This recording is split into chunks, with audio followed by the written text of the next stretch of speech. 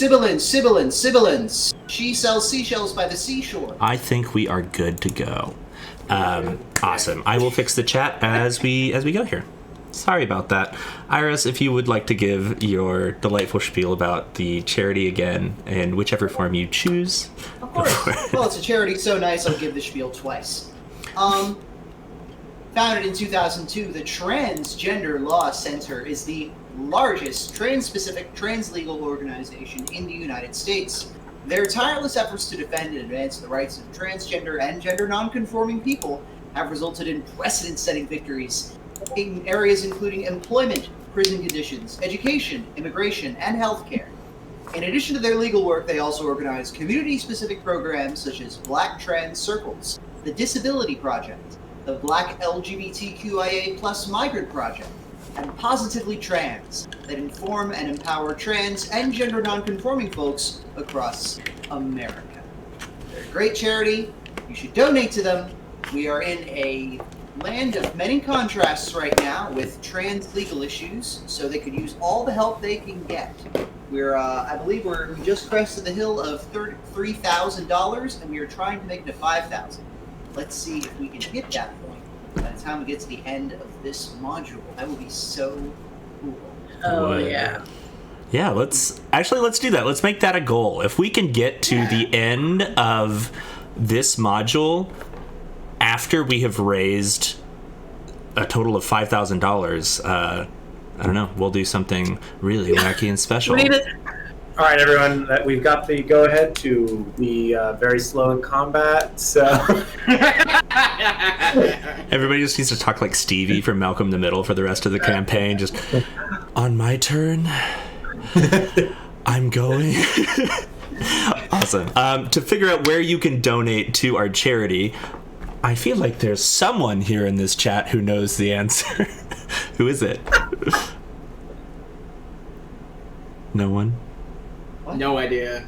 Where is it? Who's got socials today? I don't know. Fantastic. We just, I think that was... Well, I'll do it. That's okay. You can go to thehelpaction.com to find all of our locations to our socials. That is our primary source of information on the internet. So you can find places you can donate to the charity. You can follow our Twitter, follow our YouTube, follow our Instagram, all of our social accounts, including this one here. So if you're here viewing us, go ahead and hit the follow. And if you're on YouTube right now, do the big old like and subscribe thing, because that helps us in some way that I am unable to quantify in any sort of physical way. I understand now that was an alley-oop, but I've never been good at basketball. So. That's okay. I'll just high-five myself sometimes. That is the role of the DM when I just sit here and have conversations with myself, but that's okay. I honestly couldn't remember who was supposed to do that at the top of the thing, so I didn't know who. That's why I was like, who is it? We have a lot going on tonight. All right. Last but not least, when do we do this, Nero? Well, right now, on the West Coast, Pacific Standard Time, it's 7 p.m. And you can continue to find us at 7 p.m. every Wednesday, unless it's a different time in your time zone. Google exists, and I believe in you to make smart, informed choices about where you learn about time zones. So I don't judge. But if you're on the West Coast, here, twitch.tv. /the help action. www. You probably have a clock on your wall at home, so you should go buy another one and set it to Pacific time, and then put a big piece of blue painter's tape right over the 7 o'clock mark, so you know when we do this. And put a big smiley face on it. There you go. Perfect. That's the happy clock. You come here. Awesome. Yeah. I don't think that we have any other announcements aside from me just wanting to say thank you to Encounter Plus for helping me so much as a DM with working through everything. That's the software that I use on my iPad. You can find it in the App Store on any iOS device. It's been instrumental for me running this campaign, and their new update has a ton of really cool features. Dynamic lighting, walls, shadows, all this kind of cool stuff that you can run, and hopefully you'll see some of that as we run through the dungeon tonight. Are there any other announcements that we have before we jump in? Yes. Thanks again to everyone who showed up to our cool Q&A on Saturday. And That was fun. for anyone who missed it, it is a video on demand on our Twitch channel right now, and we will be uploading that to YouTube as well, I believe, right? Shortly. Shortly. Soonly, if you will. Yeah. Soonly. But what was our cute little name for that? Out of character. That was so cute. Oh, that's cute. That was fun. Cool. It was very fun. I got to chat with Robin for a long time, and then Tommy got home, and we got to just sort of chill and shoot the shit about D&D and life and stuff in general. So I would love to do more of those in the future, and who knows who our next two guests may be. Wow, The mystery, no idea. the mystery escapes me. Trick question's going to be my cat and my dog. I would watch that. I would probably watch it too if it wasn't me. Awesome. Okay. Robin, did you have anything that you wanted to add? Yeah, my minor announcement, everybody, is that I got vaccinated yesterday afternoon, so I might be taking a little bit of a backseat today because I'm feeling not 100%. So, just FYI. Robin's Poggers. Fighting through the pain like a true champion. Awesome. So without any further ado, I'll go ahead and do a quick recap of our last couple episodes and then jump into today's episode. So last few episodes rather, the party had traveled from the small mining town of Phandalin out to a remote castle long lost to time, far off in the forests surrounding the areas in the Sword Mountains, just outside of... this is a very dramatic song for this. I love it. Just outside of Neverwinter.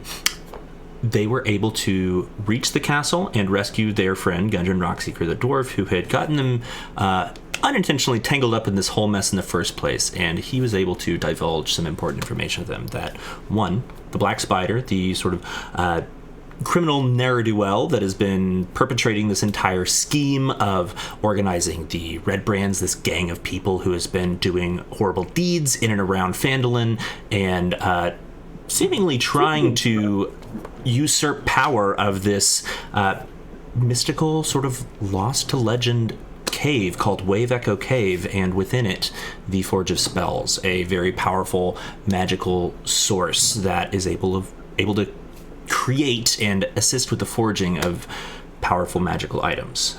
So Gundren allowed you to know that pushing forward, the Black Spider is already at the cave. You are in a race against time now to make it to Wave Echo Cave before the Black Spider is able to enter into the Forge of Spells itself, lodged somewhere deeper within the cave. So, returning to Phandalin, on your way being attacked by a few winged beasts and fending them off, and then making your way back, you decided to take care of a few bits of business. First of which was chatting with our beloved postmaster, who was able to reveal some interesting backstory information for Bree, in that this character had been following all of Bree's movements with her clan prior to her arrival in Phandalin, and was well aware of Glassstaff and the Black Spider's machinations long before the party was, and as such encouraged Bree to seek a way to find and help her friends out of the Sea Tower of Balduran, but also gave many warnings as to the dangers of such an undertaking.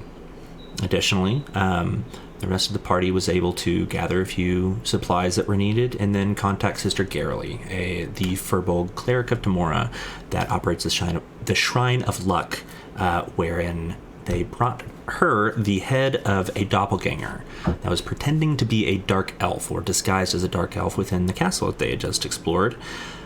And the sister was able to cast Speak with Dead upon it, and they were able to learn a few things, that the Forge of Spells lies ahead, and that there are certainly some dangers before them, and beyond that, just some general information about the creature itself, where it's from, who it thought itself to be, who it had become. Beyond that, party gathered their things, did a little bit of celebration, and proceeded to rest for the evening. So, After enjoying your very, very fine and extraordinarily expensive bottle of champagne, you headed off to bed and got some good sleep for the night, but not before Glass was able to drop a photograph off on the note ledge of the piano for Elman Jasper, the kind soul and fellow bard who had provided this mysterious image capture device for you to use on your adventures. So, as you all rest for the evening, you rest soundly. A few of you befit by troubling dreams that, for whatever reason, escape your memory as dawn breaks, and you all come to awakening. Bree and Glass, as you sit up in bed, you can hear a strange scratching sound in your room. Scratching sound? Mm-hmm. Is it Droop? Where did we put him? Droop? Eh? I think he... Did he go back? Oh, hi. Oh, he slept at the foot of the bed. Yeah. And crawling from underneath the bed and sort of poking his head up over the edge of your bed, Bree. Good morning. Oh, God.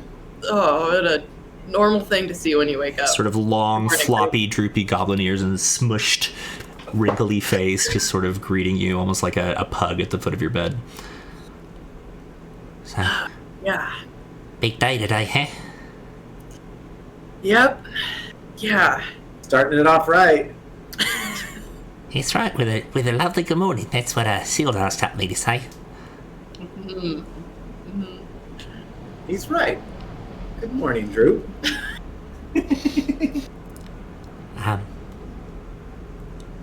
I don't really know if I'm allowed to go downstairs here anymore. Could you bring me up a little breakfast? You know, when you go. Well, okay, so when we go, Yeah? you'll probably also go. Yeah. I don't want to go to the cave. No, Sounds no, scary. no. We'll just No. leave this Ah. building together. I mean, thank you. I know I'm a powerful warrior, but I don't think I'm quite cut out for the adventuring lifestyle you enjoy. No, yeah, you're more of like a little politician. Yeah. That's right. Sort of stiffens with a little bit of pride. Well, Yeah. you got a busy day ahead of you. I won't keep you. Yeah. Well, I think maybe when we leave, you should probably get back to your kingdom, don't you think? Of course, my subjects await. Right. Okay. Just we're all clear. Okay. Yeah. Good. He sort of nods and his ears flop as he does. Yes. Good. In the other room, Oleander and Ambrose, as you're waking up with the fresh rays of morning light streaming in through the window, I need somebody to roll a weather check for me for the day. I can do that. Just crack open my various platonic solids here. It's going to be a D8, correct? Tis a D8, All right. indeed.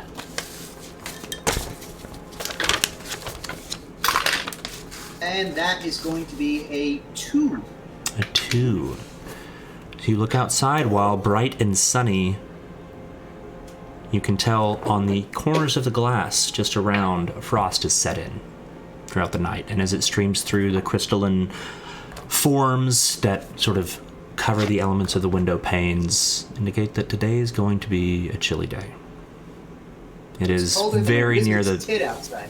very near the end of fall here, pushing into the beginning of winter, but not quite the turn of seasons. You want to repeat that, Oleander? I said it looks colder than a wizard's tit outside. How do you know my tits are not cold? It's just a phrase, relax. Never heard that before. I've never heard a single wizard say that, and I've never met It's a a pretty- single wizard. with I mean, it's a cold pretty tits. common warlock. Oh. Well, you'll never hear it again now. Thank God. Pull the blanket back over my head. Yeah, Ambrose is absolutely a 5 more minutes kind of person, I have a feeling. All right. So as you get your 5 more minutes and the rest of you begin your preparations for the day, is there anything that you would like to take care of or do here in the inn before you begin your adventure, or anything else around town?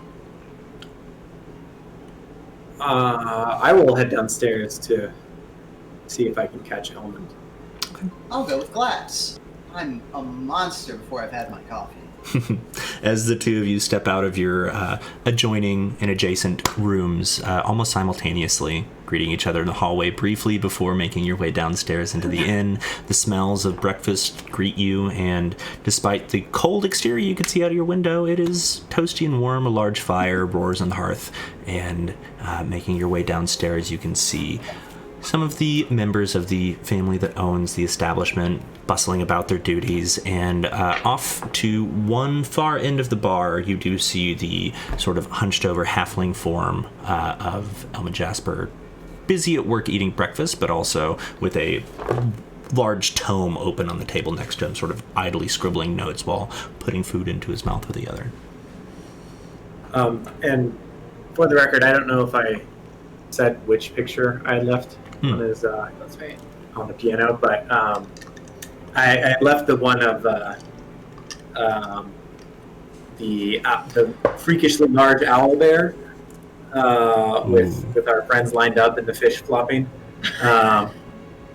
and maybe a little note that said like tales of adventures in the morning, to come in the morning. So that's what he would have had. Okay. So I'll find my way over to him. Okay. And as you approach, he's just sort of still very engrossed in his work and his meal at the same time, does not sense your approach. Also, look over at Oleander. You coming with? Or you got your own thing? Either way, cool. I'm just going to hang out. Who's your friend? I want to be your cool friend. Cool, okay. This is the one who gave you the magic frame, right? Mm-hmm. Yeah. Hello, it's a pleasure. And at sort of hearing the voices behind him, Elbin does turn around. Oh, hello, it's good to see you again. Thank you. I sort of flips the pages to his book back while keeping a hand in the book. Shit, it's still wet. And then just sort of flips a page open and pulls the photo out. He's sort of tucked it just behind the cover and says, I can't believe you fought an owlbear. Yeah, a big one. It looks Apparently like they're not usually that big. I mean, they all seem massive to me.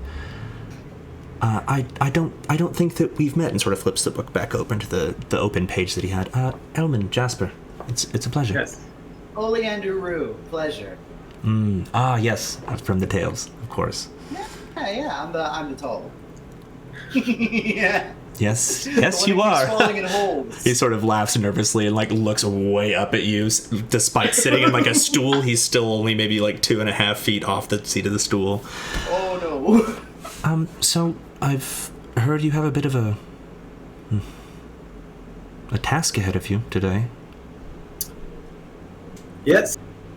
The adventure continues. Yeah, we have to go into a big spooky cave, but hopefully it won't be that spooky. I mean, caves are basically just basements that nature made, so how bad could it be, right? And he sort of flips through a few pages to find a blank one and says, caves that make nature... basements that nature... That's good, yes. I'll use that in my writing. Lovely. Elman, It's yours. Yes. I imagine perhaps you've heard of Wave Echo Cave. In legend, but at some of this new talk around town, I've been asking folks, everyone's buzzing about, and you can tell that he's just sort of stuttering and jumping from topic to topic. He seems a little flustered. Everyone's buzzing about what you're doing here, and I tried to look into it as much as I could, but unfortunately I can't really find much on the subject aside from, the old legends of Fandelver's Pact, etc., etc. I only meant to brag. Okay, that's... Well earned. It's... I mean, I was not a quiz. You know. I'm sorry, You my know about as mistake. much as we do. Yeah. We know that there's a cave, and we know that there is somebody who is very hell-bent on getting there before us. So we're going to, really haul the proverbial ass to get to wherever the forge is before our opponent does. Oh yes, the black spider it was. Yes. Yeah, real spooky. We haven't. So we're really curious. We'll definitely bring back photos because I'm sure you're as curious as I am. Oh, about whether please the black do. Spider is actually a giant talking spider who can also somehow write and also plan complex political machinations, Right. or if it's Mostly- just somebody who has a cool nickname. But I mean, I would say mostly. I think probably the nickname thing, but could You never know. We have seen some strange things. We have. Oh my Trials god! and travails. I should have taken a picture of our seance. Did I? Not a seance? Oh, yes. Yeah. We, I'll just, for old time's sake, and I'll minor illusion the scene, there in front of us. The head, sitting ahead of us, and all of our party behind the head, kind of like signaling to, and I'll say, I'm the bugbear. Oh, this looks like a room in the inn. I was wondering how you got a bugbear in here without anyone getting killed, but that alleviates the question. What is that thing on the floor? Oh, so have you ever heard of a doppelganger? Yes. Okay. That's terrifying. Yeah. Pretty weird. Oh, before I forget, I was asked. The good sister from the shrine did come in this morning. She had her tea and grabbed a few loaves of bread, as she does. She had asked me to request that you at least speak with her briefly before making your way out of town. We'll see. Of course Very we well. can. Well, it's pretty busy morning. Yeah, but there's four of us. Sure. At least one of us can go say hi. Okay. It's the least we can do after she summoned a dead person to talk to us. Not so loud in the bar. People are going to be put off. Oh, sorry. Summoned a dead person to talk to us. Yeah. Okay.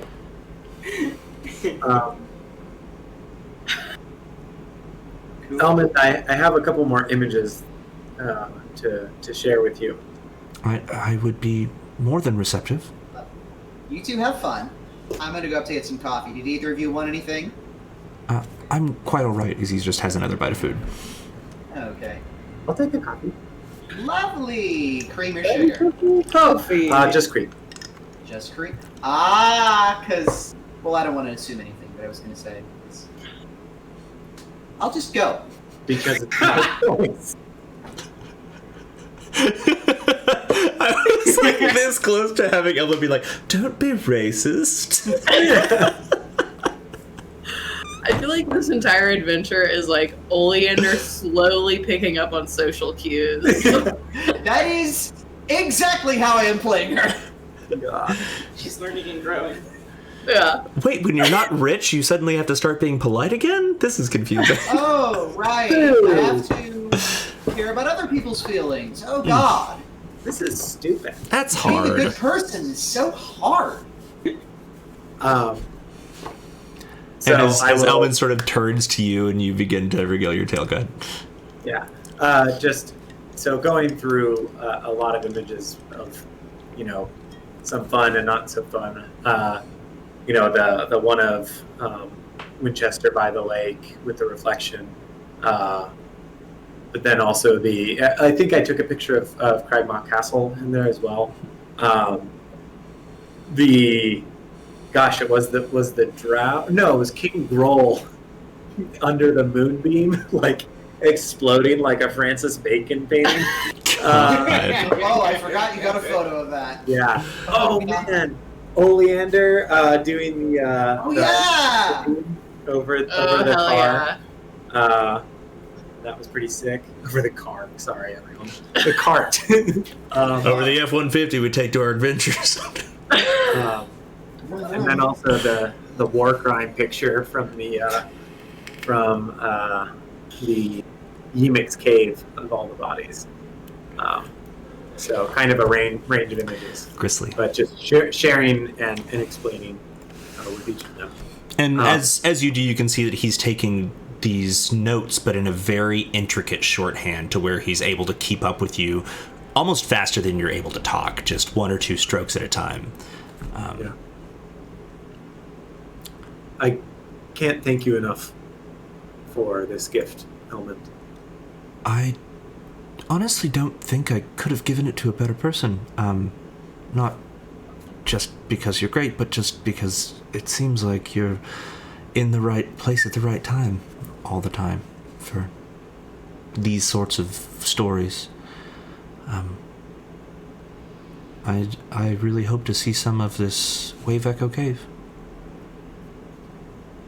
Truly makes me feel like a bard. It's good to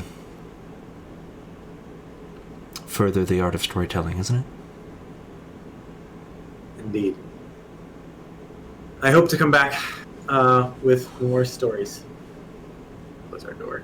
I hope you come back. Yeah.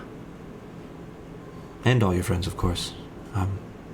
Anyways, I won't keep you. I know that you have a very busy day today, and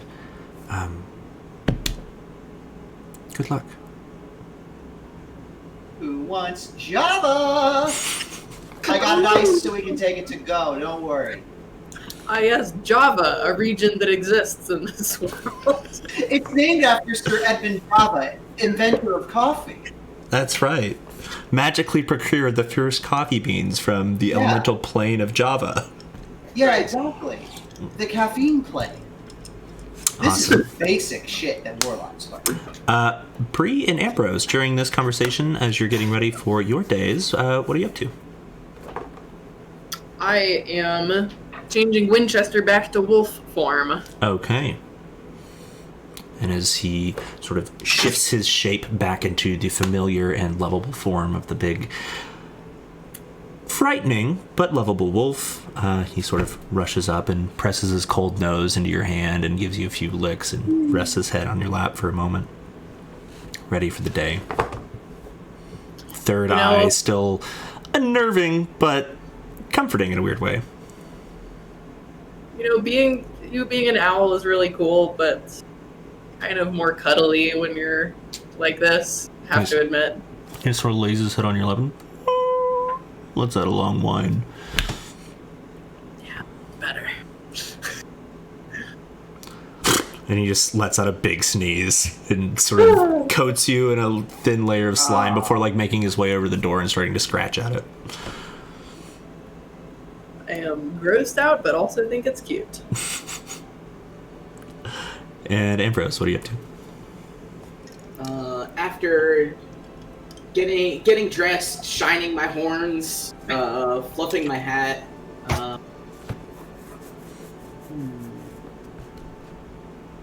I'd like to hang behind a little and take a look at the spell book that we stole from Yarno's corpse. Okay. Let me go ahead and pull my notes on that up really fast.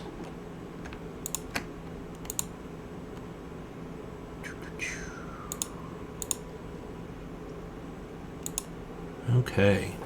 So as you peer at it and its interesting sort of hide, extraordinarily resilient cover, and the pages within, written in a dictation not dissimilar from yours, but still, as always, unique to the caster.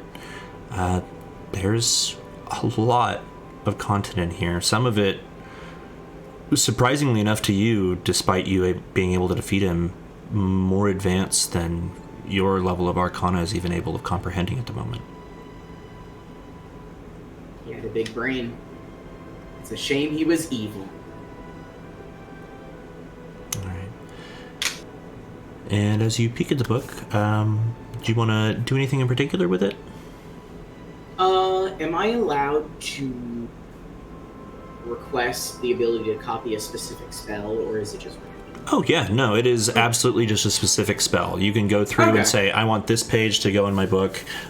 Each one goes through the sort of same rigmarole of any of them, excepting for you, of course, since you are a School of transmutation spells, which cost half as much and take half as much time.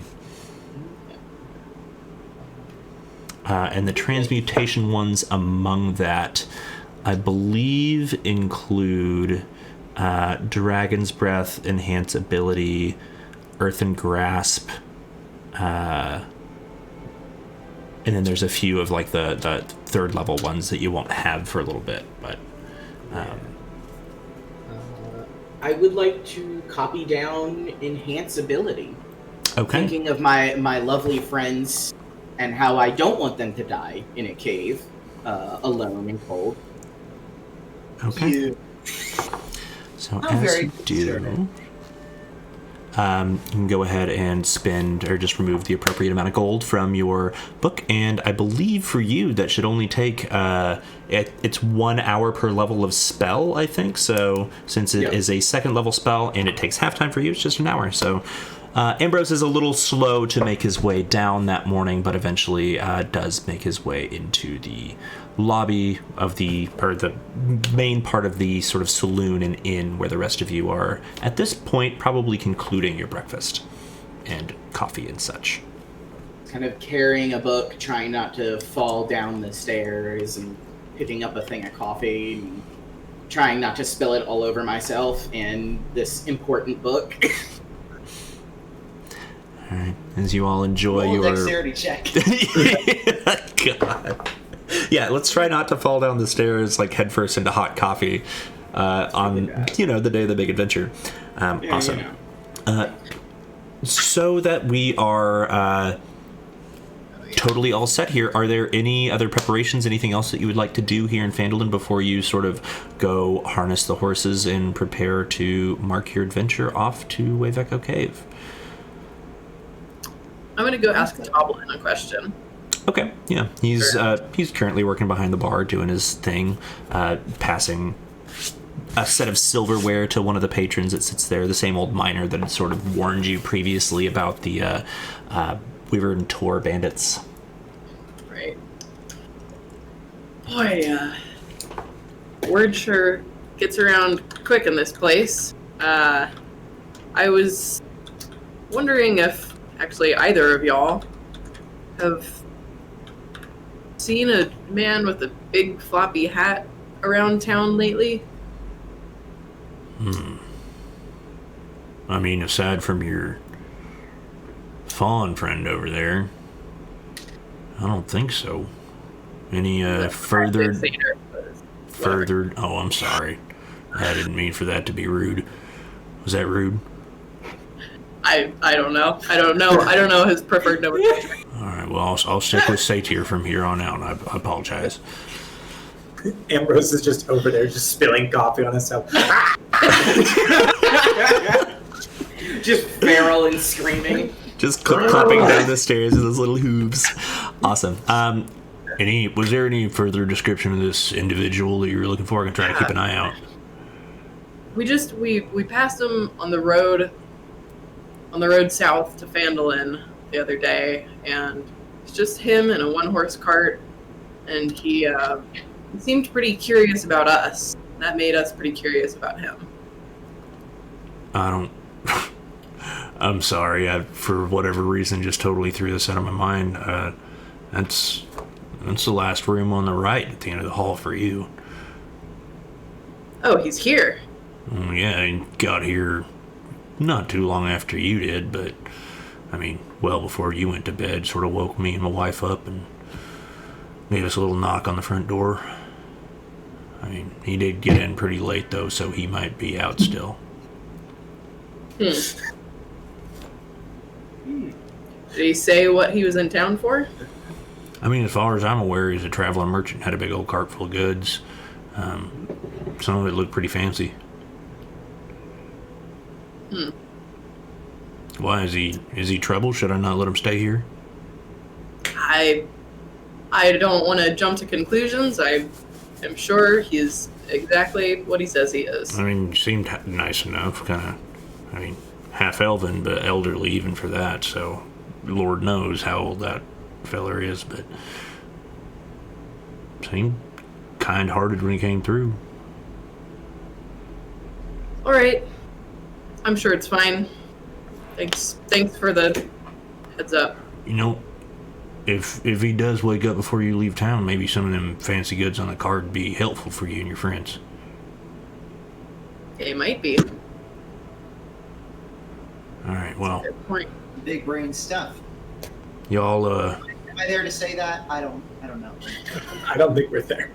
No. y'all be careful today, and I just want you to know that everybody around town's talking about you, and I mean, we all consider you heroes, and we're happy to have you here, and very, very proud to have you be staying here at the inn. All right. Good. Still getting used to the whole being talked about thing, but I appreciate it. Well, I mean, you do big things, people say big words. That's how it goes. You know, yep. As long as it's just talk, that's fine.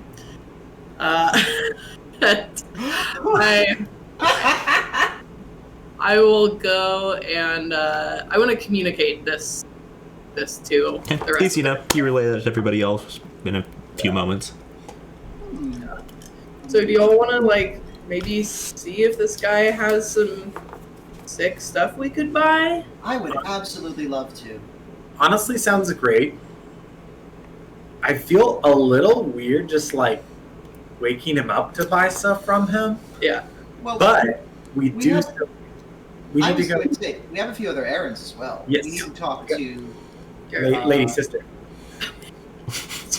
Sister Lady. Her name is Sister Good and Plenty. Get it right. Ah, Mrs. God. But Woman. it's not her name. Miss Girl.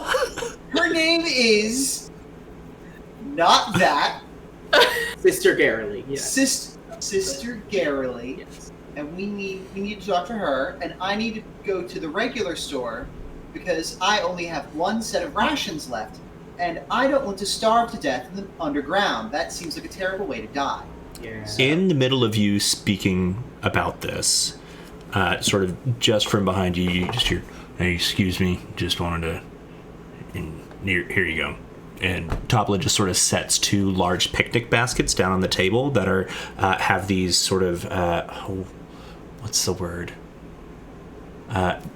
They're checkered cloths that sort of are Gingham? tied up. Is that the word you were looking for? Gingham, yes, thank you. I was trying to think of my British bake-off terms. And as he sort of sets them down, you can smell like fresh baked bread. And he says, I mean, and there should be at least enough to keep you going for a couple days. Oh, thank you. This looks delightful. You Yeah. didn't have to do that. Thank you. Thanks, Goblin. No, I feel So like we kind of kind. did, because, I mean, y'all go hungry out there, it's us who are going to suffer, right? That's grim to think We about. would all suffer. We hope that we can pay you back for all the generosity and kindness you've showed us here in this town.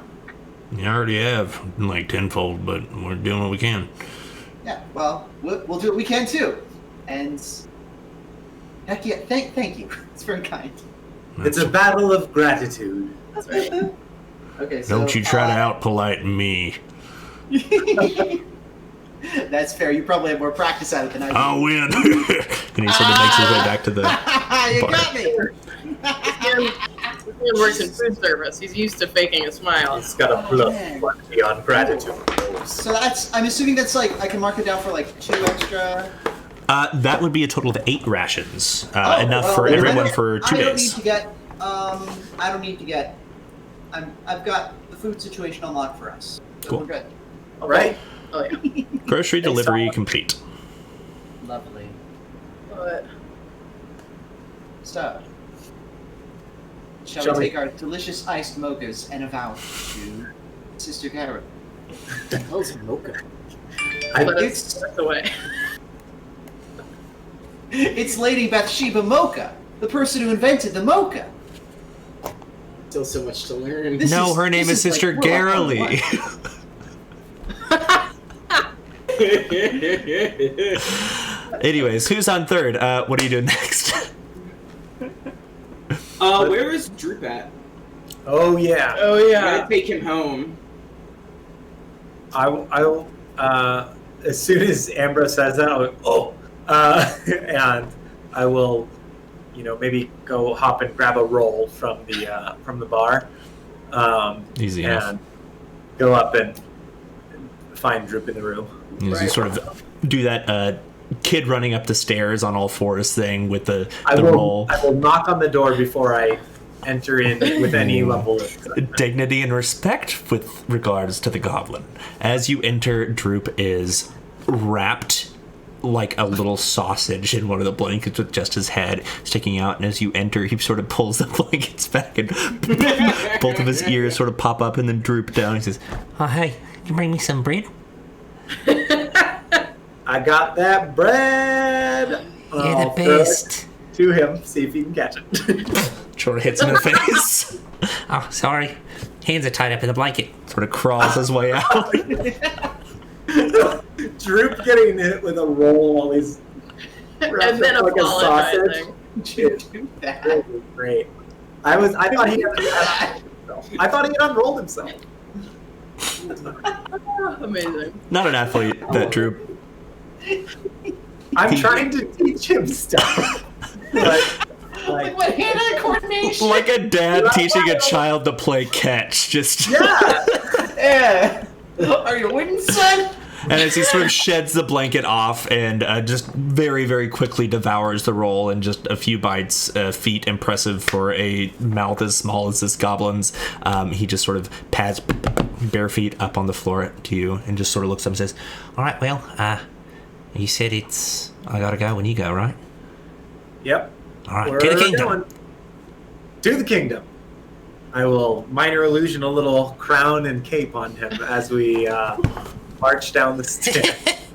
as he does, he sort of pads down the stairs in front of you, feet slapping against the hardwood, and doesn't even stop for you, just makes his way out of the sort of swinging saloon-style double doors, barely avoiding them as they would have struck him right in the eyes at the bottom of sort of the 2-foot gap, and then just sort of sprints at a dead sprint across the middle of town. And from outside you can hear like, "Oh, goblin!" and a few other screeches of surprise from some of the people who still have not really got accustomed to his presence.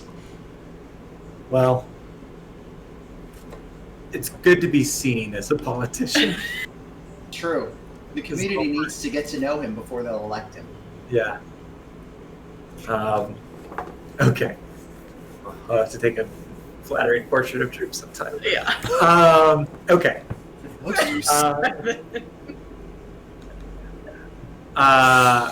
So, all right, that's that. Okay. I will return to the group. Shall we to the sisters? Let us. Okay. We shall. As Okay. you conclude your breakfast and finish off the last of your coffees, you didn't even know it was a thing in this universe, but it is now.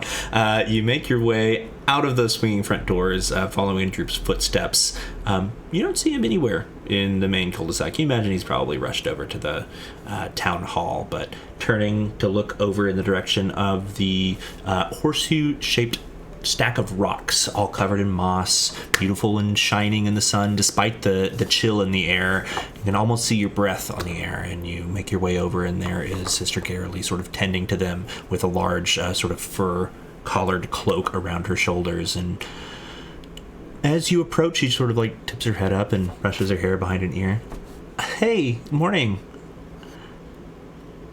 Hey, how's it going? I mean, good as it can be. Some funky dreams last night, but Yeah, thanks again, by the way. hey, it's no problem. Anything to help out. Hey, I did have something I wanted to give you before you go. Because I know you're probably doing something really dangerous today, and, well, this is one of the things the Harpers gave me on one of my first missions, and I've since kind of learned how to do it. And she sort of pulls from out of her pocket this, what looks like a roll of, like, almost like an ace bandage, like a roll of bandages. She says, just all of you can circle around this, and when you need it, you can just tear it. And as you do, well, I think all of you should have a little more vitality than you're normally used to. Should last for about 8 hours, though, so... I was just going to do it myself, and then I figured, you have to still get up there. I didn't want to waste some of the spell, that sort of thing. So, here, and she just sort of offers, it's very, like, plain white gauze. Oh, that's really fancy. I didn't even know something like this existed. Thank you so much. No problem. I wanted to get up early to make sure I could get it ready. Thank you. It's really going to give us the edge we need. Thanks. Ambrose leans over to Oleander and just really, like, quietly under his breath, is this a sex thing? No! Don't be weird. What is it? It's some sort of magic bandage, obviously. See if she heard that. She sort of leans over, like, just drooping down, her very tall form sort of leaning over. It's like, that is not something you have to worry about. Still whispering. Yeah, still sort of, like, whispering to you. People By the way, members of the court. when you get back, Ambrose, well, there's something I need to talk to you about, but I think it should wait till you get back. Am I in trouble? Oh my god, no. Okay. It's just something I kind of needed your help figuring out. But I don't want to trouble you with it before, you go do something that's way more troubling. Cryptic. We love it. We love cryptic. Yeah. Gods truly move in mysterious ways. Thank you again, and yeah, hopefully we'll be back here before you even notice we were gone. No problem. Well, tomorrow guide you, and luck be with you all. Thank you so much. Luck be with you too. And also with you. We lift up our hearts. And our cups. How many Catholics we got in the audience tonight? I had no idea you were also religious. I do. Wow. I start illusion juggling cups and hearts. I mean, God. I could tell you a little about my patron, but it's a different sort of it's more of a working relationship, more of a executive oversight, I guess you could put it. Interesting. Again, I feel like I don't want to muddy up your mind with too much stuff, so I'd love to chat with you about it when we get back, though. that sounds awesome. Be safe. Go on, get. TTFN! Let's go, gang. All right. Any other preparations before you hit the road? Let's buy some stuff from the merchant. Oh, yeah. Yeah, Mr. Hat. Mr. Height. And I think I might need to visit the general store for spell supplies, maybe? Okay. Let's see if this merchant might have some nice paper. Yeah. Alrighty. As you make your way back into the inn, I assume then? Can I, just on our way in, can I make a perception check to see if I see this guy's cart around? I would go with you on that to snoop a bit. So, Sure. advantage. Sure. It's fine. Oh, it's good. Oh, Jesus. Okay. 9. 9. Sorry. Just looking around the sort of main cul-de-sac, wherein the center of which is dominated by the inn, there don't appear to be any vehicles here. But this is also not where you park your cart, so. Okay. Oh well. Whatever. I stay behind Bree as she looks in a bush looking for the car. I don't see It's kind of anything. small for a Hospital? Hospital? Okay, let's just go in and talk to him. Alrighty. So making your way back into the inn, at this point now you can see that sitting at a set, one of the smaller tables in the back with just 2 chairs, is Sildar and Gundren, who are enjoying the first sort of course of a breakfast. And in addition to that, seated at the bar in the same spot where Elmond had been sitting, but is no longer, at the very, very far end, you can see this sort of long set of salt and pepper hair that sort of is draped over a greenish traveling cloak.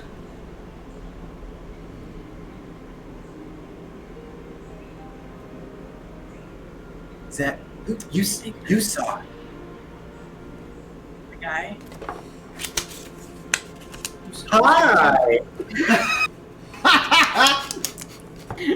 Who are you making your way over to? Wait. Oh, to the buy man, merchant. Okay. Yeah, we don't Bye, want to man. interrupt the Sildar and Gundren date. Yeah. Oh yeah, they look like they're having a fun date. They're busy.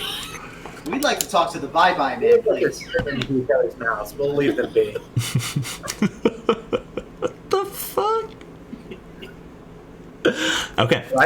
As you make your way up to the long-haired individual in the green cloak, as they turn to face you, sort of sensing your presence behind them, you can see it is a half-elven man who, uncommon among anyone with elf blood, does indeed show signs of age. It's minor, but there are the beginnings of crow's feet at the side of the eyes, very sort of slender, high cheekboned, graceful elven face, but with sort of a broader like chin that would be more reminiscent of the human blood, with this sort of short shorn, almost patchy salt and pepper beard, and sort of turns to you and looks down a long, sort of almost broken in a few places nose. Hello. Good morning. How may I help you? Morning, sir. Wow. May we have your name? You may call me Davidus. It is such a pleasure to meet you. Davin? Davidus. Yeah, Davidus. Davidus the Extraordinary, if you please. I do please. I would love to please. Davinus, it is a delight and a pleasure. Now, as you Yeah. approach me during my breaking of fast, what may I help you with? Oh my god. This guy rules. Just please say that. Probably. Yeah. Thank you. I do think that some of my better qualities come off from the first meeting. Yeah. Uh,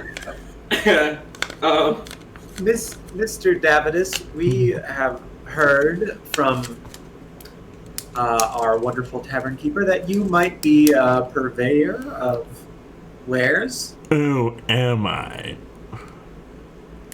Are you interested Are in... you? I said am I, yes. You are, as in I am. Okay, I follow. Yes, we are interested. Okay, what are they? Or whatever. You know, whatever rate you want to. I mean, if you're open to Um, selling things now. I Yeah. suppose I could be if I was going to, hop over to my cart. Give me a moment to gather my thoughts for a second here, and he sort of takes Why one are of the pupils so big? takes one of the biscuits off the plate and sort of tucks it into his mouth and reaches over to the single seat next to him and picks up that wide-brimmed hat and sort of pushes it onto his head, giving him this very Gandalf-like appearance, but with no beard. So it's just, at this moment, just sort of a long, very straight, stringy-haired, gray-haired man with a big beard and big, like, nose. Has that almost distinctive, like, British Isles, like, long upper lip with sort of a big, goofy smile. And as he sort of rises and scoots the chair back from behind him, or the bar stool, he says, "If you don't mind, come with me to my car." Yes. And away. as he does, he leads you over to the general. Yes. He leads you over to leads you over to the garage, or not the garage. Good lord, the stables of the general Over store. the parking garage. Yeah, leads you over to the Easy Park.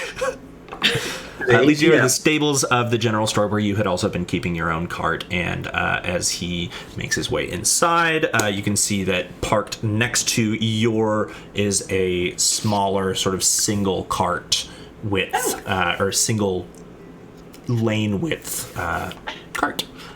It has a few sort of iron bands over the top that you can tell when you had seen it pass before were what were supporting the canvas top.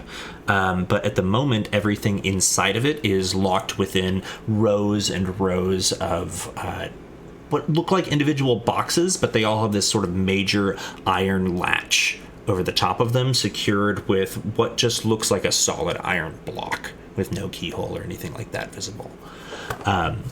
He wanders over to it and produces a thin wand from the sleeve of his sort of baggy tunic and walks over and taps it and speaks a word under his breath that not many of you hear, and you watch as the block just heavily falls into the bottom of the cart and then lifts up this iron bar that spans the front of all of these boxes, pushes it backwards, and then begins to flip up each individual compartment in the back of one side and then follows suit with the other side of his cart. Now, what is it you're in the market for?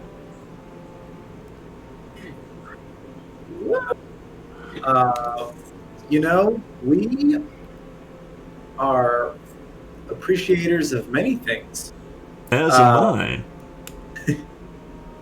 I will give you the long and short is that we are adventurers, and we are preparing for quite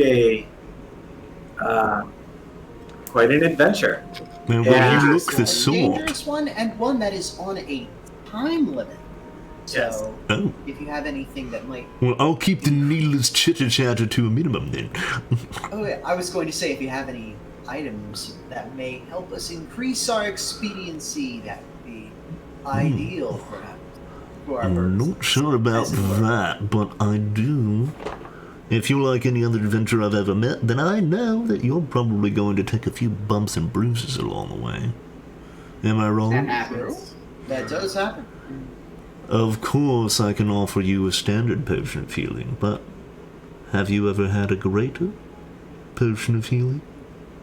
Ooh, How great is it? How great! that, It's greater than the original, Whoa! by twofold. I will absolutely purchase that from you. Oh, that sounds like a deal. Well, let's maybe Take a look, maybe. kind of okay. Yeah, he will. That We is. just met him. yes. Let's get kind of a like Okay. not But going. of course, that is definitely something that we could be intrigued in. That's such a Robin and Tommy interaction in the real world too. You would absolutely be the one to haggle, and I'd be like, no, I don't want to talk to this person. Just pay the price. Right, don't talk. Hey, did y'all see we just got our first subscriber?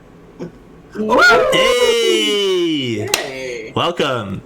Thank you for joining. Oh, we also got a little raid. Yeah. I swear to God, we need to make our sub announcement like a terrible Tim and Eric Photoshop style Evan doing a flip. That's what I want to do. Yeah! Or you could just film me doing one of the very real flips I do every day to wake up in the That's morning. true. We could do that. Wow. It's true. You were just talking about how you did so many flips at the gym. I'm so sore from doing all those flips at the gym. Yeah, that's what they make you do at the gym these days, I heard. Flips. They work out every part of your body, including the part that resists gravity, which is all of it. I want to learn about the part that is the sell us more stuff, my man. So, I'm glad you asked. You, sir, and pointing at Ambrose, look like someone who spends a lot of time with their nose in a book. Oh, how'd you know? Is it the hat? Possibly. Could be the book on your hip. Or maybe I just have that seller's insight. You are correct, Speaking dear of sir. sight, do you ever find your eyes grow weary? Or perhaps you Sometimes they cannot do. quite see the things that you're trying to see when you're digging through information and trying Are to you an discern optometrist? details. No, but I could be. Oh, These, and he, instead of reaching into his sort of long litany of boxes that he has here, just reaches into the side of his own coat pocket and pulls out what looks like a small square leather satchel and produces from them these two sort of iron rings connected at the middle by a band, and inside of them these bizarrely, what's the word I'm looking for? Iridescent lenses. Now these, if you've ever wanted to see everything there is to see, when you're trying to look for details, this is the ticket. I do like to see things. And he sort of passes them over in your direction. They, for everyone viewing at home, look almost identical to Nero's glasses that he's wearing right now. Oh, art imitates life. Except they're Nezpins. They just sort of clasp at the nose and they do not have earpieces. Your little guys. Cool. Convenient for people with non-human shaped ears. Go ahead, put them on. I'm eager to see. And the second you put them on, the entire world around you goes completely blurry and you cannot see a thing. Oh, did I put them on backwards? No, they're on correct. Look at something a little bit closer. I stare directly at Glass, really close. He's maybe 2 or 3 feet away, and it's hard to make anything out 2 feet away. But as soon as he comes within about a foot away from your face, you are able to discern every single tiny hair in detail. Wow, your fur is so luxurious! Whoa! Thank you. There's a bit of sleep in one eye. There's like a little bit of breakfast at one corner of the mouth. There is Oh dear. anything you could possibly wish to investigate about him is very cleanly shown to you. Wow. Count my teeth. How many teeth does Glass have? You can also count the ridges on Glass's teeth at this range. Oh. Do I have any cavities? Yeah, you Yep. might want to see someone, actually. Yeah, definitely. Yeah. We should take care of that when we get back. Well, okay. Close my mouth and walk away. I take them off and, like, hold them in my hands and flip them over. How much? Those, I think, I could let go for about 80 gold pieces. How much was that potion, my dude? Oh, the greater potion of healing? Hmm? 250 gold pieces. Okay. Whereas the standard potions are only 50. Okay. We can split that between the 4 of us. I don't know if we can afford it, family, Yeah. but we'll see. Family. Wonderful wares you've got here. Anything else of interest to a party such as we? Well,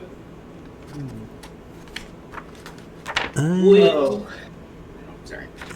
Well, I do have, well, I've got this, but I'm unsure if it's, well, it kind of comes in 2 varieties, and I can't say I remember which one it is. So I'll sell it to you for a discount, 25 gold pieces. It's a potion of changing sizes, but I don't remember if it makes you bigger or smaller. Okay. Awesome. Huh. I will lean over to Ambrose. Think you could figure that out without us drinking it? I actually can. All right. It's sitting and waiting for me to level up. Good. Okay. Oh no, wait, no, I have that. I'm thinking of a different one. Right. Yeah, I have enlarge reduce. Yeah. I'd like to propose we maybe circle the wagons a little bit and discuss how we're going to split this purchase between our wallets, because we are definitely interested in your wares. Don't. Oh, Okay. very well. Enjoy your speech with each other. Yes. I'll be here. Okay. Yeah. Okay. All right. Oh, you're totally muted. I didn't hear what you said. One more time. Oh. I think he's trying to grift us. All right. So here's before you say anything else, and I'd just like to preface this here with I am morally and ethically against, but I do want to present it as an option because I want to get your take on it. I have a spell that I haven't used yet at all in the game called Friends. It's a cantrip. For the duration, I have advantage on all charisma checks directed at one creature of my choice that isn't hostile towards me. He's not hostile though. That's what I'm saying. He's not hostile, so we could use it. So, if we want to like haggle or something, I can maybe. But he'll know afterwards. He'll know after a minute, so we would have to shop very, very fast. We'll have to kill him. Okay, maybe this wasn't the best idea, but Okay. I will. Can I lean out of the circle and take a look at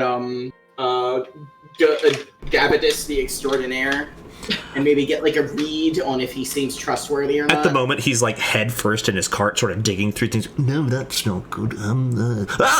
Yeah, got another one over here. Whenever you're ready. This one too. And is holding up what looks like an amulet of sort, and then another small bottle similar to the potion bottle that he had held up before. I don't know if he's trying to grift us. I think he just charges a lot. And I think that this guy might be someone we want to stay on decent terms with. okay. I think. Yeah. I don't know that this will be the last we'll see of this. And I am not approving of stealing. I merely wished to present some options. Oh, I approve of I stealing. heard that. We don't approve of stealing. He's joking. That's right. I'm You joking. don't. It's an inside joke. Don't worry about it. I'll explain it later. I'll say, I mean, I do like.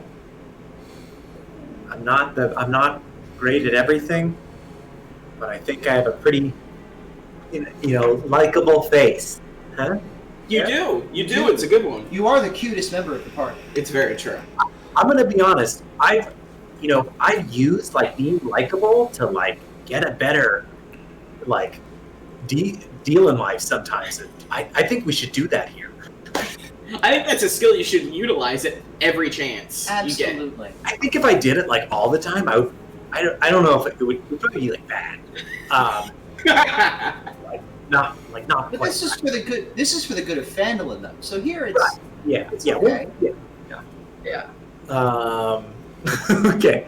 All right. So let's see what else he's got, and we'll make an offer here. Do you want to just split it even? I think, Yeah, I'm fine with that, just to keep things easy. right. An injury to one is an injury to us all, kind of thing, right? That's very true. Yeah. Whatever the opposite about And it. also, I don't want like one of our party to be totally broke and everybody else is like rich as hell. So That's no fun. Agree. I think this all seems a worthy investment for us all. Oh, Okay. yes. turn it around, and I wish I could pull up the I think it's a TikTok or a Twitter video guy where he's like wanders in. He's got like a crop top. And he's like, oh. And as you turn to look back at Davidus, he is currently like arranging himself, sort of leaning against the cart, and adjusts like a few of the items that are sitting on the cart. And ta-da! My friend, what else have you got to show us? Well, let's start small and go big, shall we? Okay. Here, pulls up the small bottle he had pulled up earlier. This will lubricate any of your adventures in any way, shape, or form, should you please. If you wear this, adorned your body with such an oil. Let's just say nothing can slow you down, and you'll have a really hard time being grabbed. Additionally, put it on the floor. Something might slip and fall. You never know. Sort of sets it to the side. Price, please. Oh, that one, 150 gold pieces. Okay. This one? Okay. $50 loot. Got it. Next one.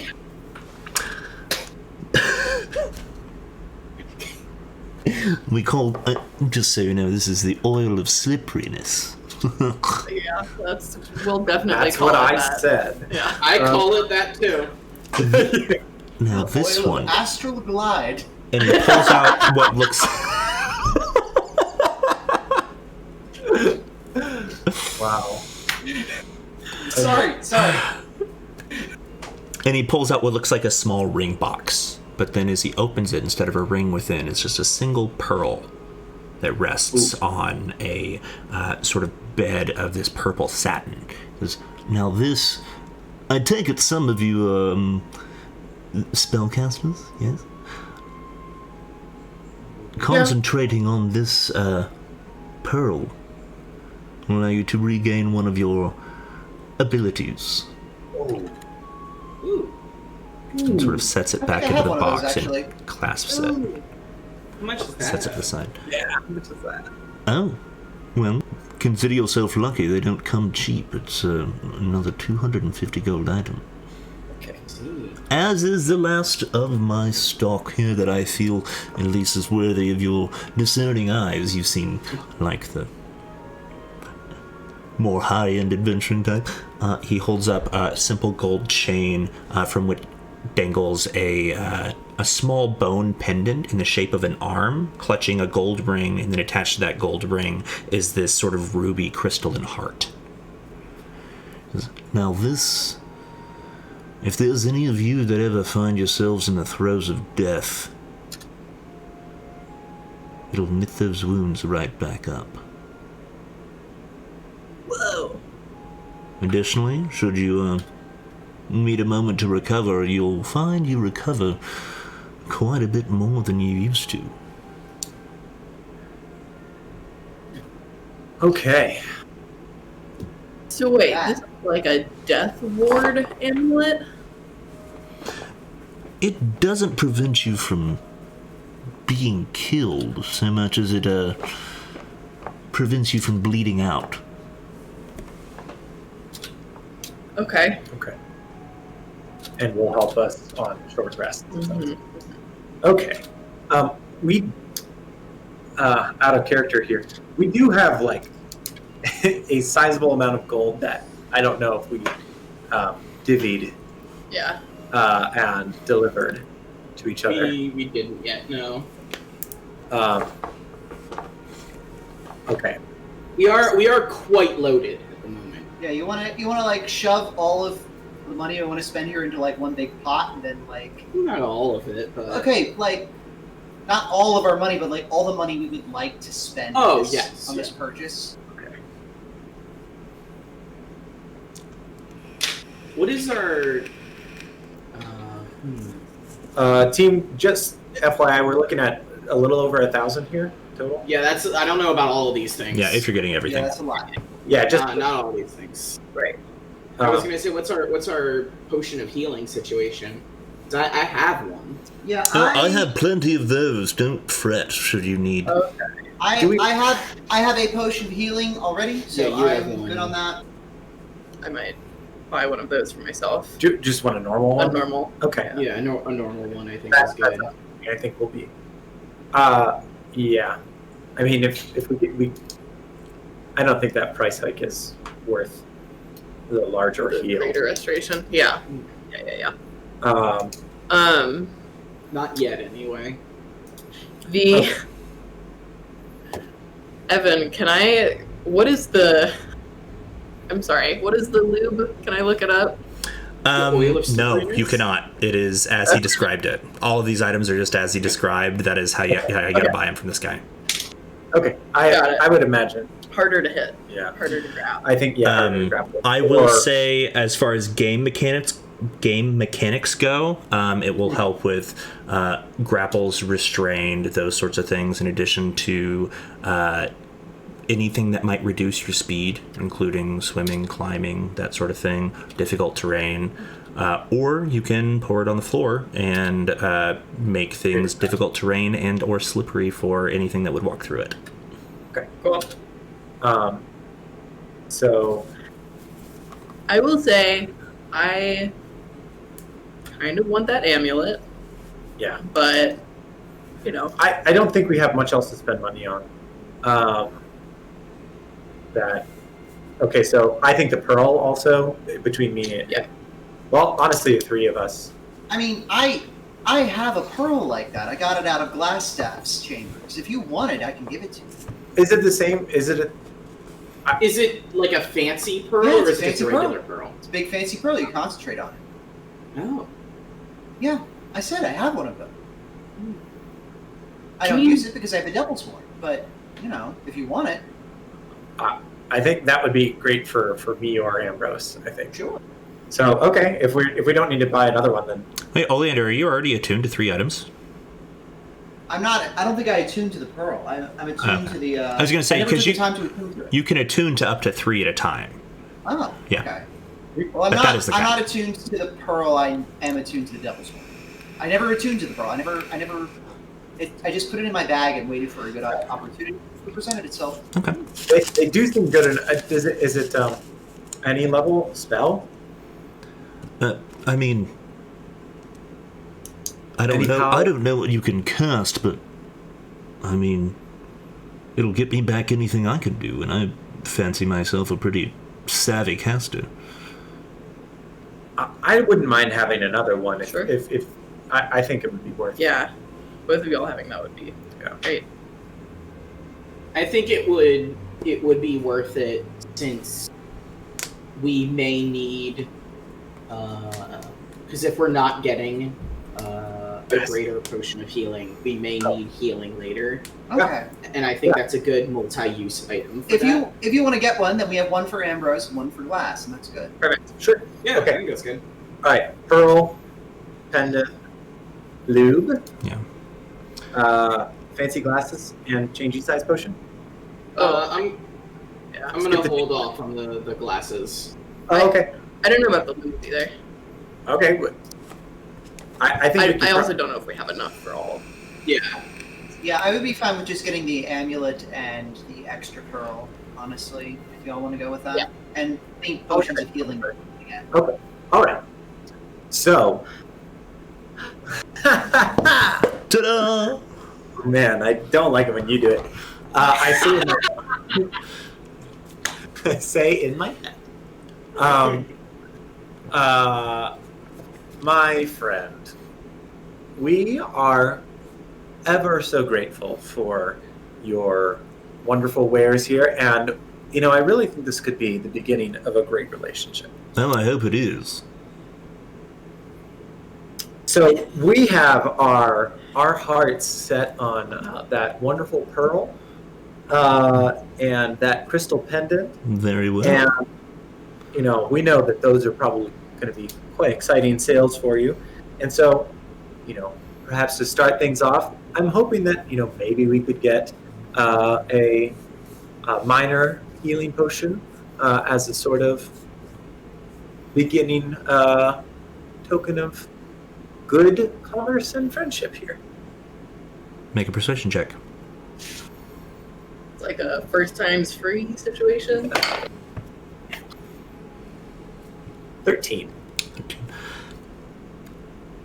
As rich as an offer as it may be, I'm afraid it's a bit too rich for my blood. You see, times are rough here. But I might be able to knock off one of those potions for half price. Save you 25 big ones. Sounds friendly to me. Yep. Okay, so Right? if you're adding these into your inventory and purchasing them, for sure. The Pearl of Power is one item. That's 250 gold. The second is a Periapt of Health. It's the second item. That comes to a total of 500, plus one just regular potion of healing comes out to 525 gold pieces. Right. Cool. What's the name of that pearl? Pearl of Power. Oh, power. So, Oleander, will you just remove yours from your inventory and we'll both add one? Yes. Okay, cool. Well, in my inventory it says that it's an orb. I don't know if that's a different thing. What is it that you have, Oleander? What's it called? Well, you described it as a pearl that I could focus on and recharge things, but I think I just entered it in as an orb because I didn't have a name for it yet. Oh, okay. We maybe never identified it. That was probably why. Okay. But now that you're sort of comparing the two, and you're like, these are exactly the same. Same thing. Yeah. Okay, yeah. Ambrose, you can take mine. Glass, you can take the new one. Cool. Siggy tight. Hell yeah. I cram it into one of my mini bags and hope that I don't forget where it is. And so, yeah, Pearl of Power will let you regain one expended spell slot. As an action, the spell can be 3rd level or lower and get it. If it is a 4th or higher, it just turns into a 3rd. So Okay. Cool. there may be a weird situation sometime in the future where you're full of 3rd level spell slots and you get an extra one of your higher ones back. It just converts into an extra 3rd. We'll just have to keep track of that independently. Yeah. The Periapt of Health... it is not a Periapt of Health. I was mistaken. Periapt of Wound Closure is the one that he sold you. The Periapt of Wound Closure, when you wear this pendant, you stabilize whenever you're dying at the start of your turn. So no death saves for whoever wears it. Woo! It's a huge deal. In addition, whenever you roll a hit die to regain hit points, you double the number of hit points that you get back. Ooh, sexy. So short rest That's basically going great, doubles the number of things that you can get back on a short rest. Both of them do require attunement, though. They both require attunement, is that what you said? Okay. Cool. Great. I think I will attuning takes how long? It can be done over a short or long rest. Okay. Cool. Yeah, we can do it on the road. I was going to say, yeah, it's something you might be able to do in the cart. Let's also we'll subtract our gold after we've added. break or Yeah. Yeah, that's fine. So many. In addition to that, you were just buying the one potion of healing. Do you want to get any more while you're here? And I will just as like a DM thing say 50 gold is the going rate anywhere you go for potions. Oh, okay. Yeah.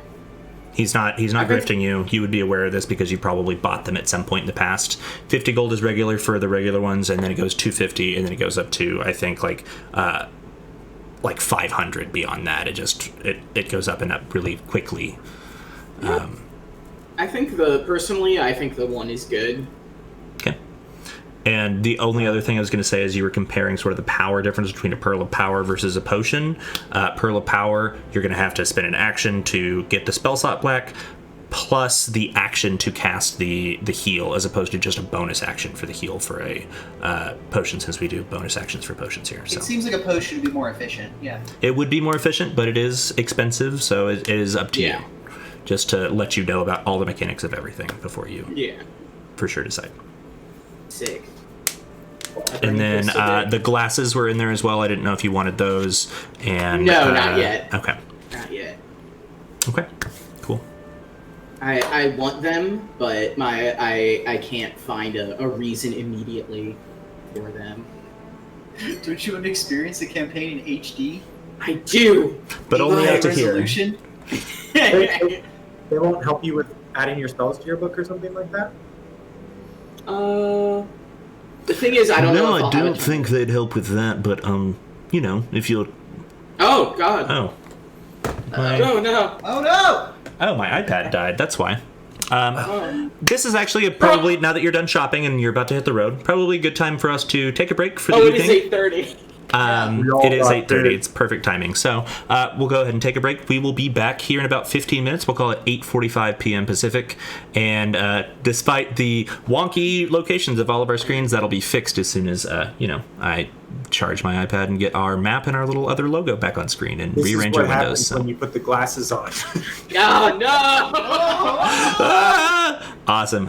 Cool. Thank you all for being with us. Please do go ahead and check out thehelpaction.com or any of the links in chat if you'd like to donate to Transgender Law Center. That is why we're doing this. So go ahead and peek at that if you can on the break. And otherwise, enjoy a few moments to yourself while we do the same. We'll see you here in about 15 minutes.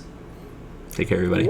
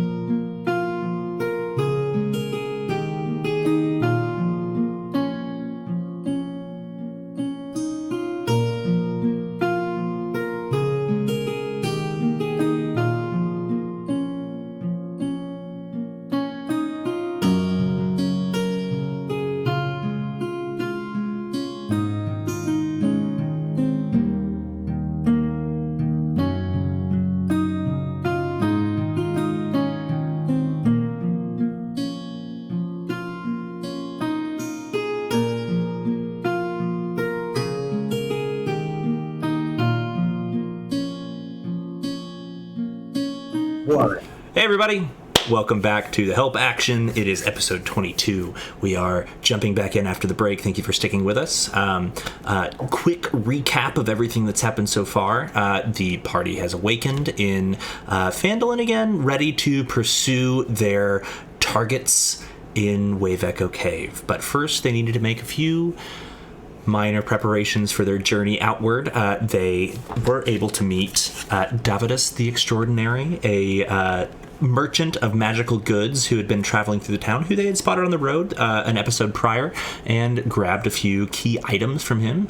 In addition to that, they received a sort of mystical bandage from Sister Garrily that would assist them in the future, and along with that, got some rations from Toblin, the owner of the Stonehill Inn.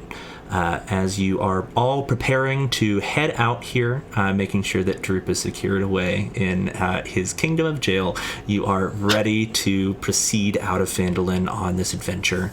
Find Gundren, gather your supplies and goods and powers, and head out.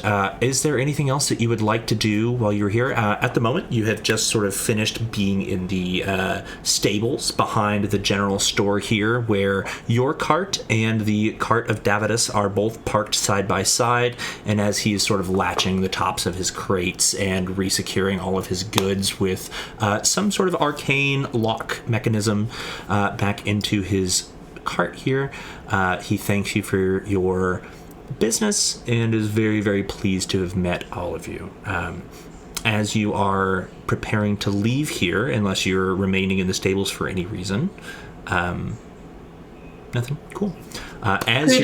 We actually, I just remembered, we have from Cragmaw Castle a chalice and a censer that I think are good for selling and selling only. Yeah, and if we need to like hold on to it for now to expedite things, it's fine. If you would like to sell them, you certainly may. I will look up the prices for those, and we can just expedite it, and I'll give you the money. I have the prices, if that helps. You do, yeah. What were they? The chalice is 150 gold, the knife is 60 gold, and the censer is 120. Okay, so what's 180 plus 250? 330, is that correct? Yep. Sure. Cool. 330, 430. I don't know how to math But I works. have a calculator, don't worry. I think it's 430. It's 330. 330? Brains! I don't have any left. They are all long gone within the prep that I've been doing for way back. Okay, cool. So you can go ahead and he will give you a fair price on those as valued customers for the total of 330 gold for the items. Cool. So that covers a large amount of the things you just bought. Yes. Hey. What'd you say? Does he have a nicer paint set? Let's find out. I'll just let you do this. Go ahead and roll a d20. On a roll of 15 or higher, yeah, he will have something like that. Please. No, 11. Sorry, fresh out of paint. Okay. Okay, let's go. But, you wizard friend, if you need any additional, papers, inks, that sort of thing for your spellcasting, or dictation needs, I do have that. I did want to ask, should I go to the general store to grab some spell supplies, or would it be better to go? That's your call.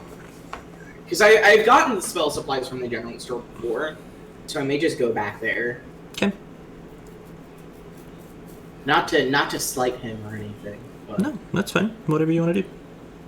We just pay him a bunch of money. yeah, I'll run in real quick and grab my things and run back out. Okay. Just let me know how much you want to spend, and we can say you have that much in paper and ink. Yeah. Okay. Like 50 gold.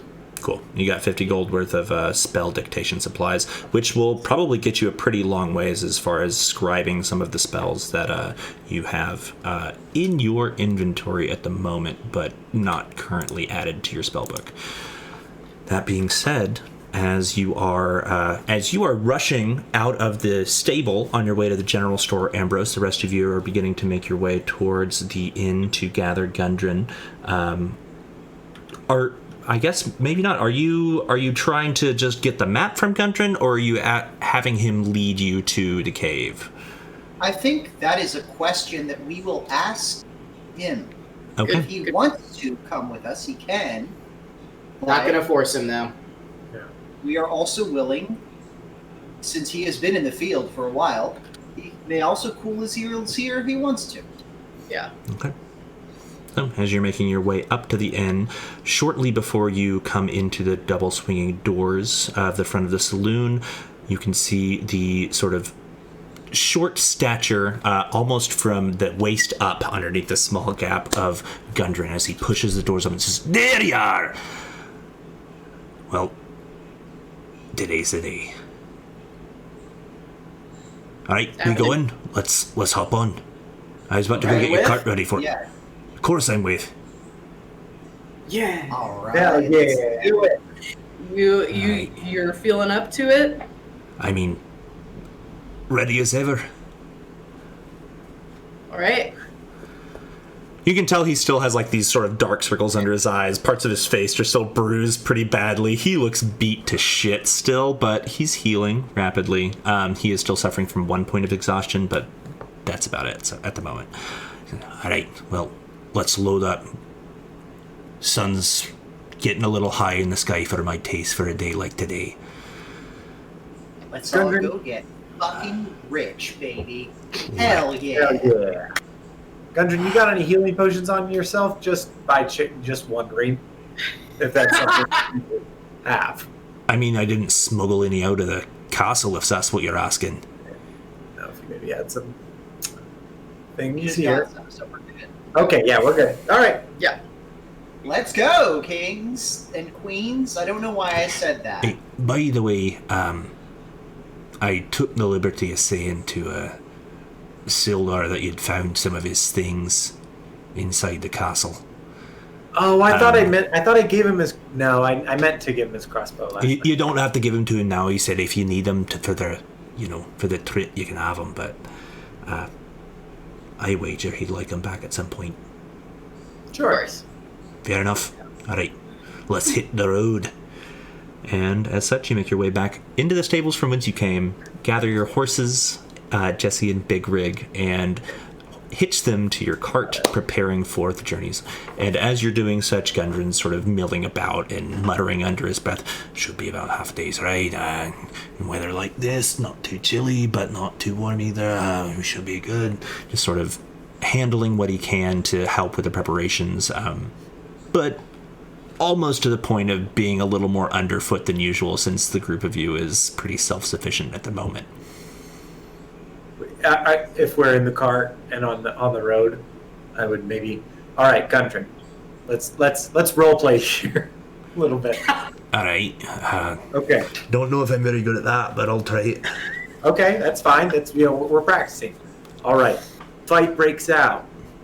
All right. We're all in a room. What are you doing? I mean, preferably trying to hide somewhere. Okay. Good. Great. I mean, my plan's to guide you, but if things are as dire as, I've heard, I'll be honest with you. I don't take cowardice easy. I'm feeling a little. He just sort of It's puts a not hand over his cowardice. heart. You're our local specialist, and you're the one who's going to know more about that cave than any of the rest of us. So it's really, really crucial that you don't go down. So don't feel like it's cowardly. It is actually because you are a crucial member of this. Well, I mean, I can get you there, but I'll be honest, it's been Darden and Nundru that have done the majority of the exploring about. Well, they're not here right now, unfortunately. So We'll find him though. That's right. Yep. Goddamn right we will. hell yes. And so, as he leads you along the path, you make your way up the sort of switchback hill out of Phandalin, and shortly, maybe half a mile up the road, sort of in the direction back towards Wyvern Tor and Tribor, that sort of direction, he says, right here, and leads you off the trail into a very overgrown with grass, almost completely disguised by the amount of growth, overgrown 2-track wagon trail. It's just up here at the base of these foothills. Are you sure this is the place? This is really overgrown. I mean, what do you think? It hasn't been found by anybody but me? Well, Fair point. and those who have, followed me and my brothers to where we found it, I suppose. AKA, they didn't find it. You did. That's right. They're riding your coattails, Gundren. Yeah. I wish they hadn't been. All right. And as you know continue, yes. Go ahead. Just gonna say, you know what? They're gonna wish they hadn't been either. Woo! That's Gives you a big, meaty high five that at the moment he's only wearing the one ring. The rest of them is sort of stripped off of him, but very, very proud to do so. It hurts your knuckles a little bit on the high five. Making your high way. forward, technically. That's right. Just the... Yeah. Oh. Morbid. You continue I act like it felt normal. a good ways along, and by the time you reach the area where the sort of long grassy plain meets the foothills and begins to ascend up into the mountains that surround sort of the backside of Phandalin and have formed the backdrop that separates your view of pretty much everywhere you've been since the start of your adventure from the world beyond. The road increases in altitude and pitch and becomes a little rockier, but the horses in the cart seem to be taking it well. It's no more than 15-20 minutes down the trail where Gundren just says, all right, pull over.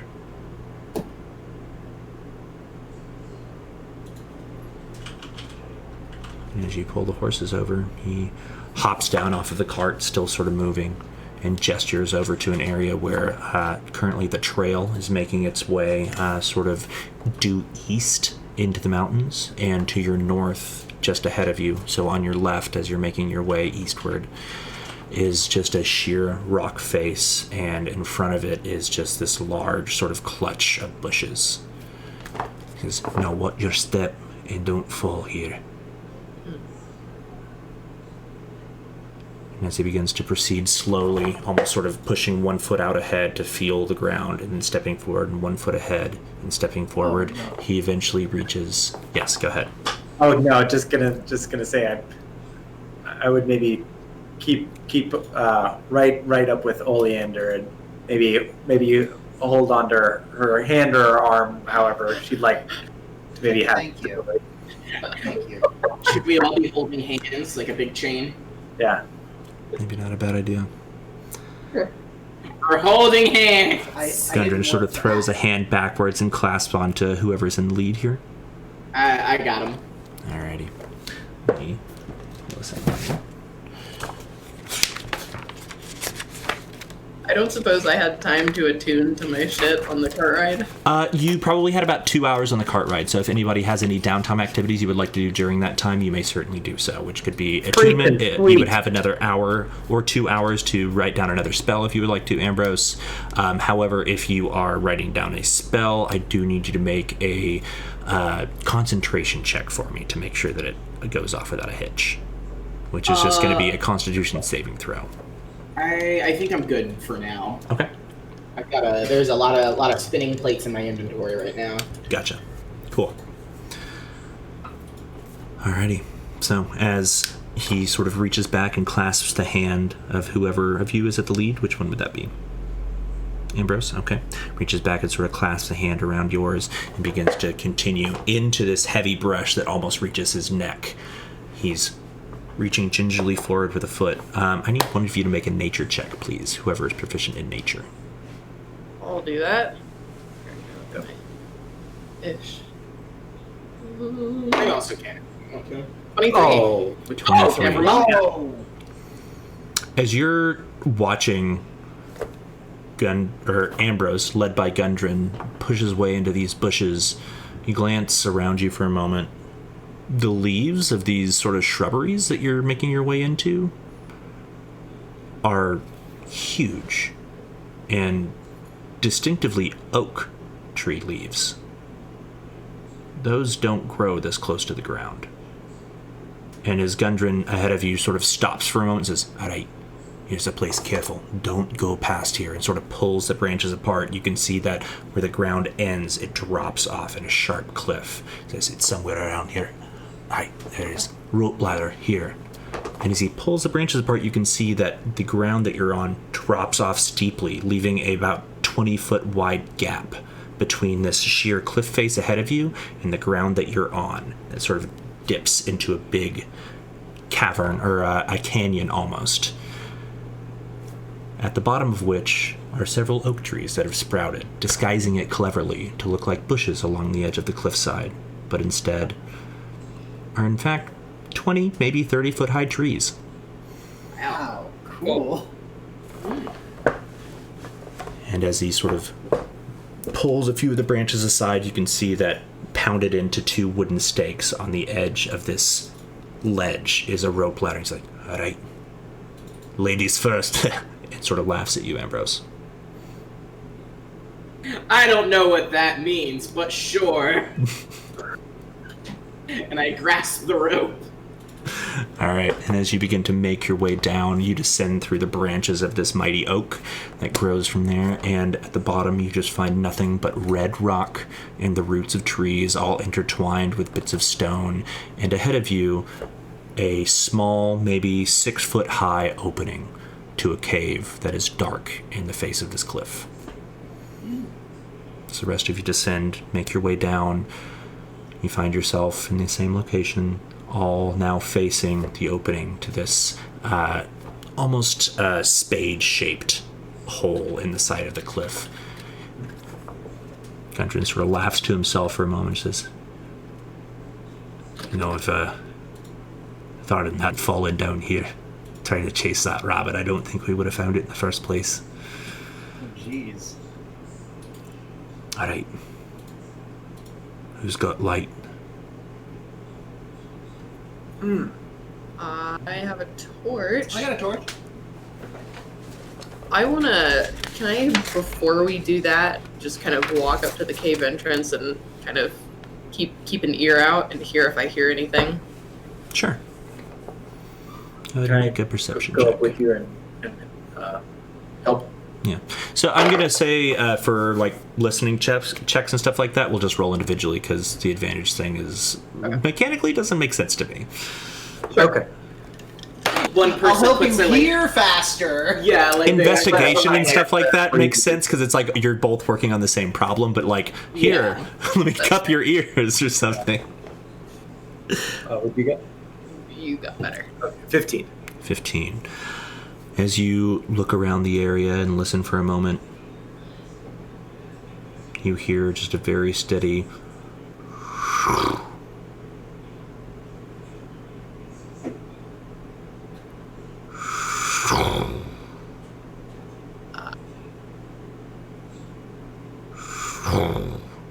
Gunnar says, "And that's the wave echoes."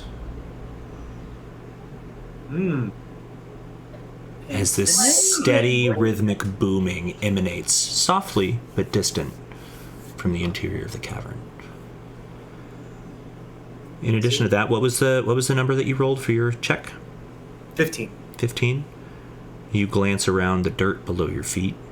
You see numerous heavy boot prints that mark the area.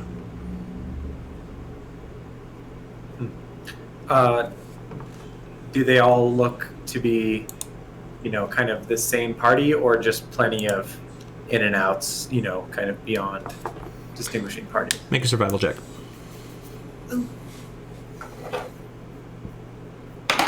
This is something you could help with if you wanted to, because that's another working on the same thing. Yeah, it's not relying on one person's senses; it's compiling information. Dumb. Yeah. 8. 8. It's hard to say. There's a lot of them. They look like they were made by shoes bigger than Gundren's by a long ways. Well, I mean, what were we gonna find out? We already know. Like, oh my god, guys, there's people here. Yeah. Yeah. Okay. Okay. And as you Right. Okay. Making your way inside then? Shall we? Are we lighting a torch? Yep. I spark up one of my torches and hold it aloft. Okay. As the torch sputters to life, the pitch around the tip of the wood catching flame easily and sort of through the air as you light the path ahead. You can see it is a long tunnel that disappears well beyond the radius of the light of the torch. Oleander, did you actually want to hand that off to somebody who doesn't have night vision? Or I dark was about vision? to offer, yes. Just in case we get separated. Yes. That's going to be either you or Bree. So I think Bree. I'll take it. Probably. Bree, here you go. Yeah. Don't drop it. It's the only one I have right now. Okay. Because Oh, no, wait, I have a can bunch. make Never mind, I have 10. You can drop it all you want. It's cool. I think a lamp if we need that. Okay. The entrance tunnel here leads into, after a good ways, a large, naturally occurring cavern.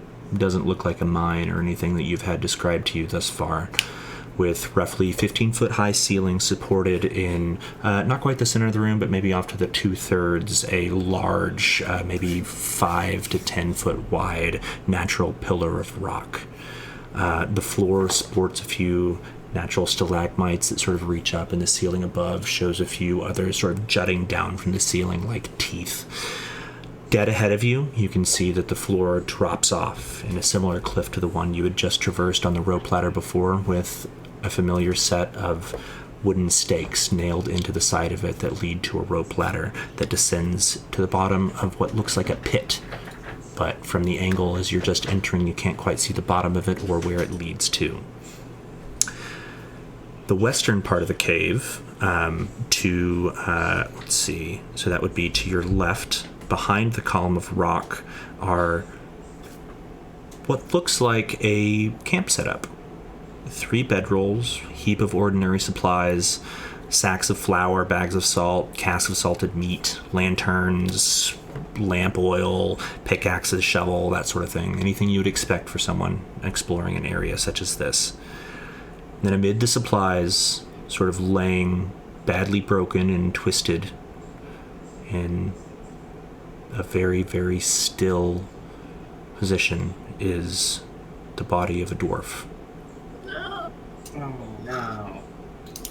Oh, no. And as the torchlight reaches the area, Gundren rushes over to the body on the ground and rolls it over, and just all you hear is, no, darling.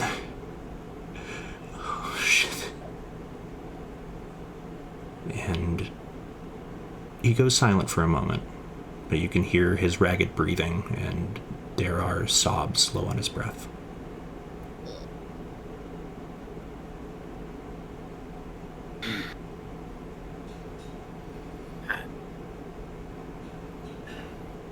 Sorry, Gundren. Sort of looks up to you, and you can see there's like these silvery tears sort of brimming in the corner of his eyes, and he wipes them away quickly, not wanting to be seen. Sorry, I sort of suspected as much, but I don't think I expected to find out so soon.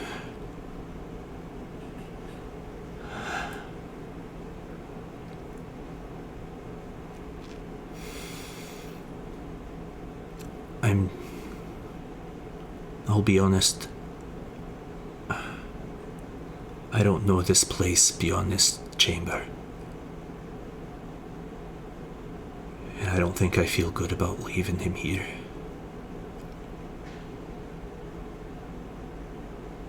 If you want to stay here, It's probably good we have somebody as a lookout near the front of the cave. Yeah. That's right. And he sort of perks up as you say the word lookout, Yeah. and rushes over to one of the packs on the floor and begins to rummage through it. This is probably going to be a good place to hold down his arms. So, if you want to stay here, that would be a good idea. As you sort of complete saying that, he pulls something out of the bag on the other side of his body and says, I don't know why they didn't have him on him. They had to have been ambushed or something. He sort of turns around and is holding these two sort of orange sandstone rocks that look like they sort of match everything around you. Sort of looks at both of them. Suppose they're no use to him now. Hands one of them to whichever of you is closest. Oh, The talls. get it. These are... You got the idea. These are sending stones. All right. Ooh. Now, they only work once a day, but they'll reach wherever the other owner of the stone is, no matter how far away. Wow. And either I can hang on to this one, or I can leave it with you in case you get separated down there. I say maybe leave it with Gundren. Gundren, I think you hold on to that, and if you need to run or you need to tell us something, you tell us. Yeah, And if we think something's coming, we'll let you know. Yep. I'll keep a lookout for you. Make sure nothing comes in behind. Thank You you. can tell he's sort of shaken. Alright. Only way here is down.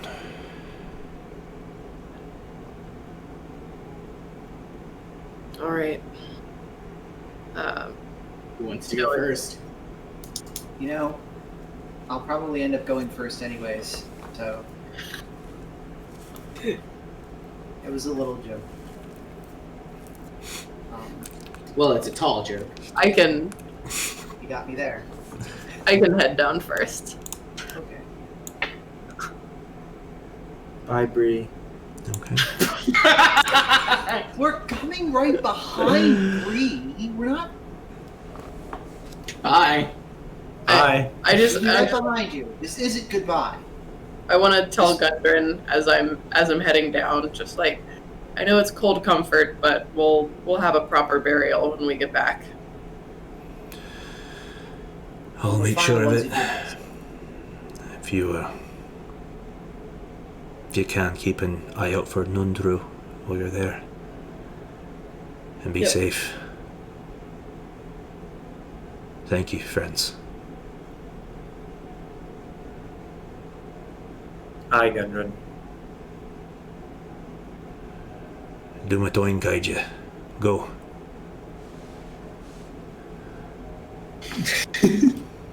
And as you begin to descend, well, first reaching the edge of where this ladder is, you can see now at the bottom of this pit, it is about 20 feet deep, and is just sort of sheer rock on all sides.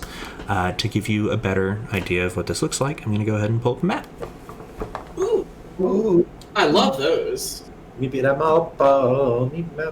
If it isn't my old nemesis. Okay. Yeah.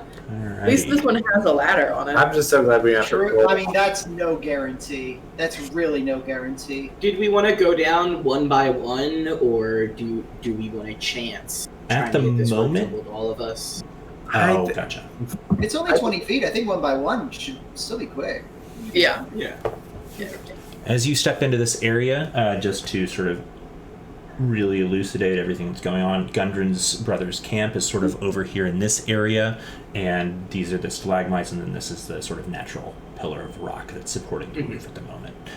The pit and the ladder itself sort of lead down this direction. And then at the bottom of the pit, you can see to the east and to the west are two openings in the stone that lead in either direction. And at this point, your guess is as good as mine.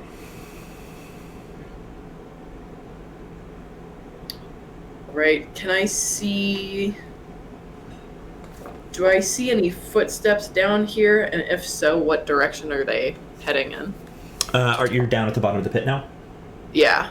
Okay, I'll just go ahead and move everybody there just because I have everybody set as a Oh, are we group. just going Easy. down? Or not. That's fine. Here, just move. I'm down to go down. No, I just thought that we'd have to, like, roll to not die. Bree, do you have... never mind, it's fine. Who's carrying the light source? Bree has one. You have it. Okay, cool. Just making sure. Let me...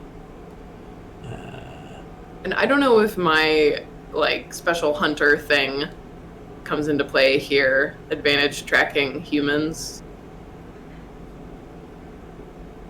I'm just going to give you a light source really fast. That's a good point. There you go. Now you should be able to see. So That's a little better. And it should... Let me make sure this is working. Travel with you. Yeah, cool. Yeah, cool. Wow. And cool. I like how it shows our sizes.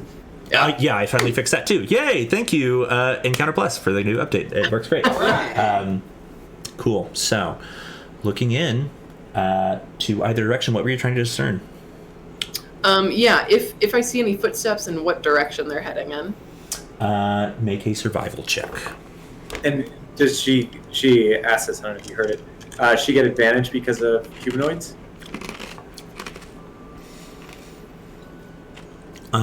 Yeah, if you're specifically tracking a humanoid, which type of humanoids are your fated courier, whatever the term is for it? Because Humans and elves. Humans and elves. Okay.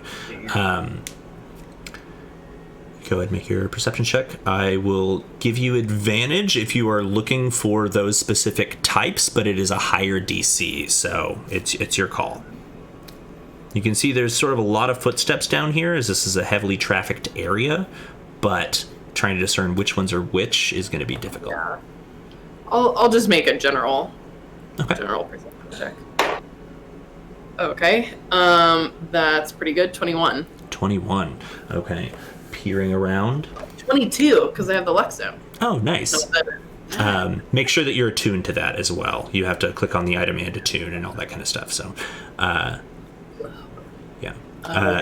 As you glance around the ground, you get a pretty good idea of it. You're sort of using the torch to cast long shadows in whatever divots and interruptions in the smooth ground there may be. As such, there's footsteps leading in both directions.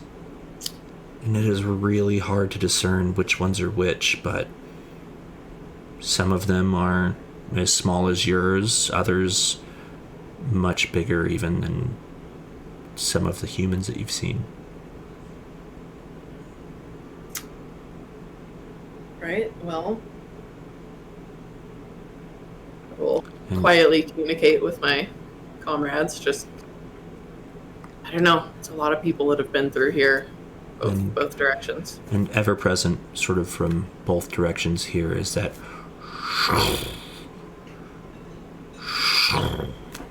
big reverberations that sort of pound and don't quite shake the rock, but feel like they sort of push through the space.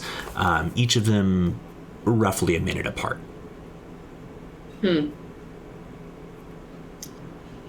Shall we flip a coin and... Yeah, I mean...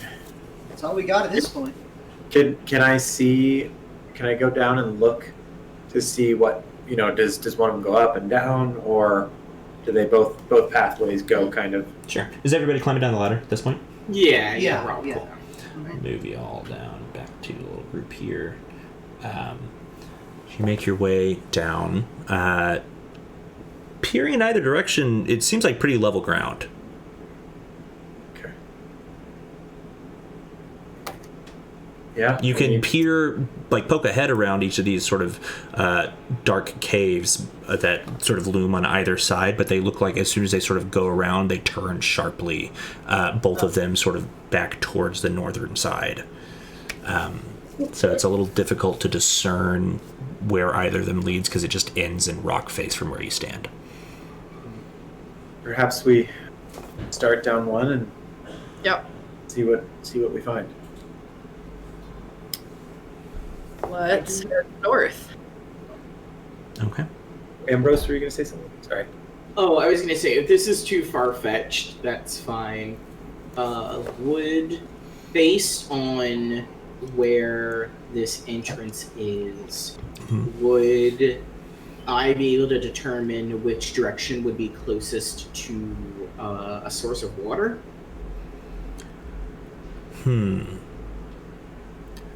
based on the map that you had, which was a pretty rough hand-drawn map, it didn't seem to detail any local sources of water aside from a river that was pretty much due north of the mountains.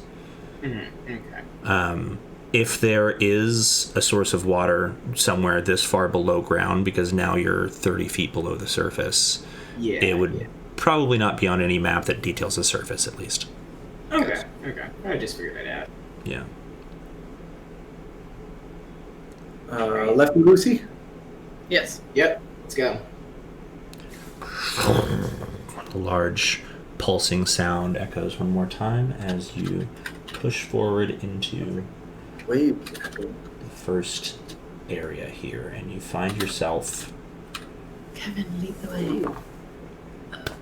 at a passage that splits in many directions. This area consists of numerous intersecting passages, and the ceilings here, like many mines you have seen before, are braced with wood to prevent collapse, but in some areas, such as to your due east, it looks like these braces have collapsed and led the passage to be caved in. The ceilings here are only about 6 feet high, and as you make your way in, Oleander, you do have to duck a bit. Actually, probably you too, Glass, a little bit, just to make sure that your head doesn't scrape the sort of uneven, rocky surface of the tunnel that, as opposed to being solid masonry, is just sort of rough-hewn stone that's been dug out by miners in centuries past. Great, I'm gonna get a crick in my neck now. Fantastic. Finally, being short has advantages. Yeah, rub it in, why don't you? Yeah, I will. Indoor voices. Indoor voices. Indoor voice. We're whispering this whole time. Why don't you? There we go. Very good. So, from where you are at the moment, there is a very clean-cut but rough-hewn still mining passage that leads directly to the east and west. On your eastern side, you can see that there is one caved-in passage and then another one that leads to the north. On the western passage, you can see that there is a direction that leads south and then north, and then a little bit further to the west. And then sort of dead ahead of you is a more sort of rough-hewn tunnel that looks like it wasn't really used for mining, but more for just traversing between different mining areas. Can we hear the waves coming from any particular direction? Make a perception check.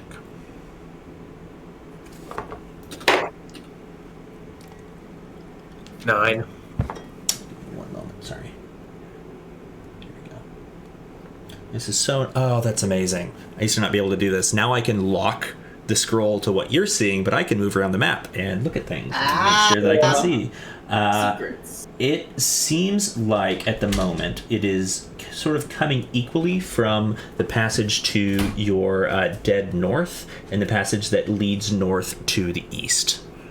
Right. Okay. Okay. I relay this sensation. Oh, I also forget that as I click on each character, you get different little ranges of view here, but there's Glass's view. Since dark vision and a little bit further.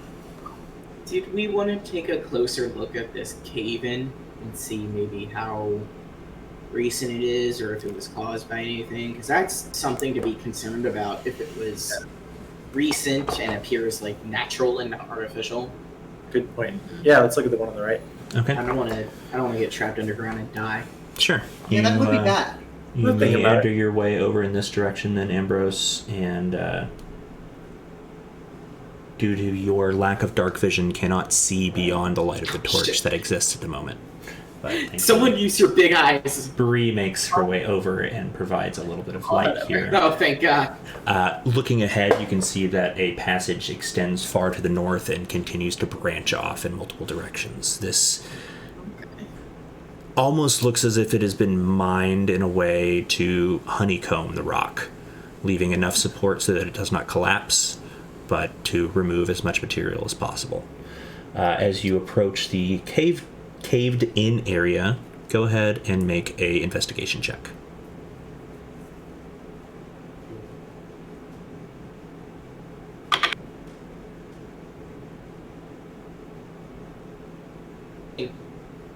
I'm sorry, cut out. I'm saying Oh, 16. 16. Looking at this, these stones look like they've been settled for some time. Okay. This is something to be concerned about. Yeah, Yeah. for sure. You know, this isn't a active collapse zone. Initially, Ambrose, I would say that you, with being one a little more keen on history and remembering sort of the details of stories that were told to you by Sildar and other people, sort of regaling the things of the area, much of the cave and its original entrance were lost in the battle that took place here due to the sort of earthquakes in the area caused by the battle itself. Okay. And as you look at this collapse, you're like, just considering the sheer amount of magical force that it would require to shake a mountain enough to collapse a mine. That's a lot. I don't like that one bit. Not good. Okay. Did we... I'll join up, or I'll follow up to them and see if we want to keep going that way. Yeah, head north from there. Yeah. North seems like the correct general direction. Yeah. To me, anyways. Ugh, got a cat here in my mouth. That's not fun. Oh. Zowie. Protein. No, it's not. That is not. That is keratin. That does nothing for your body. Okay. Someone said which direction you're going. I'm sorry that I missed it because I was changing a setting. North of Ambrose and Bree. North of Ambrose Yeah, and we're Bree? thinking Alrighty. north. At least taking a look. A look, and maybe even a see. Yeah. Just trying to get you Trying all to your poop keep in a track group of here. all of our directions we turn in case we get to a dead end and Right. have to go back. As you make your way up to the first intersection of several, the mine continues to expand. As you're making your way through the tunnels here and exploring this veritable maze, what I need from everybody now, I'm going to go ahead and just hide Kevin, since I imagine he's riding with you at the moment, correct, Oleander? Yep, right at my label. Okay. And then, oops, I did that to everybody. I would like you all to be in combat, please. Well, We're all dead. not in combat. Well, in combat is how I make you visible on the map or not. And I. It's like, what? I was trying to remove Kevin just so he would pop away for a moment. There Oh. we go. Kevin lost his letter. Yeah, I'm just going to tuck him over here. That way he doesn't show up with everybody else. I'll grab him later when I need to.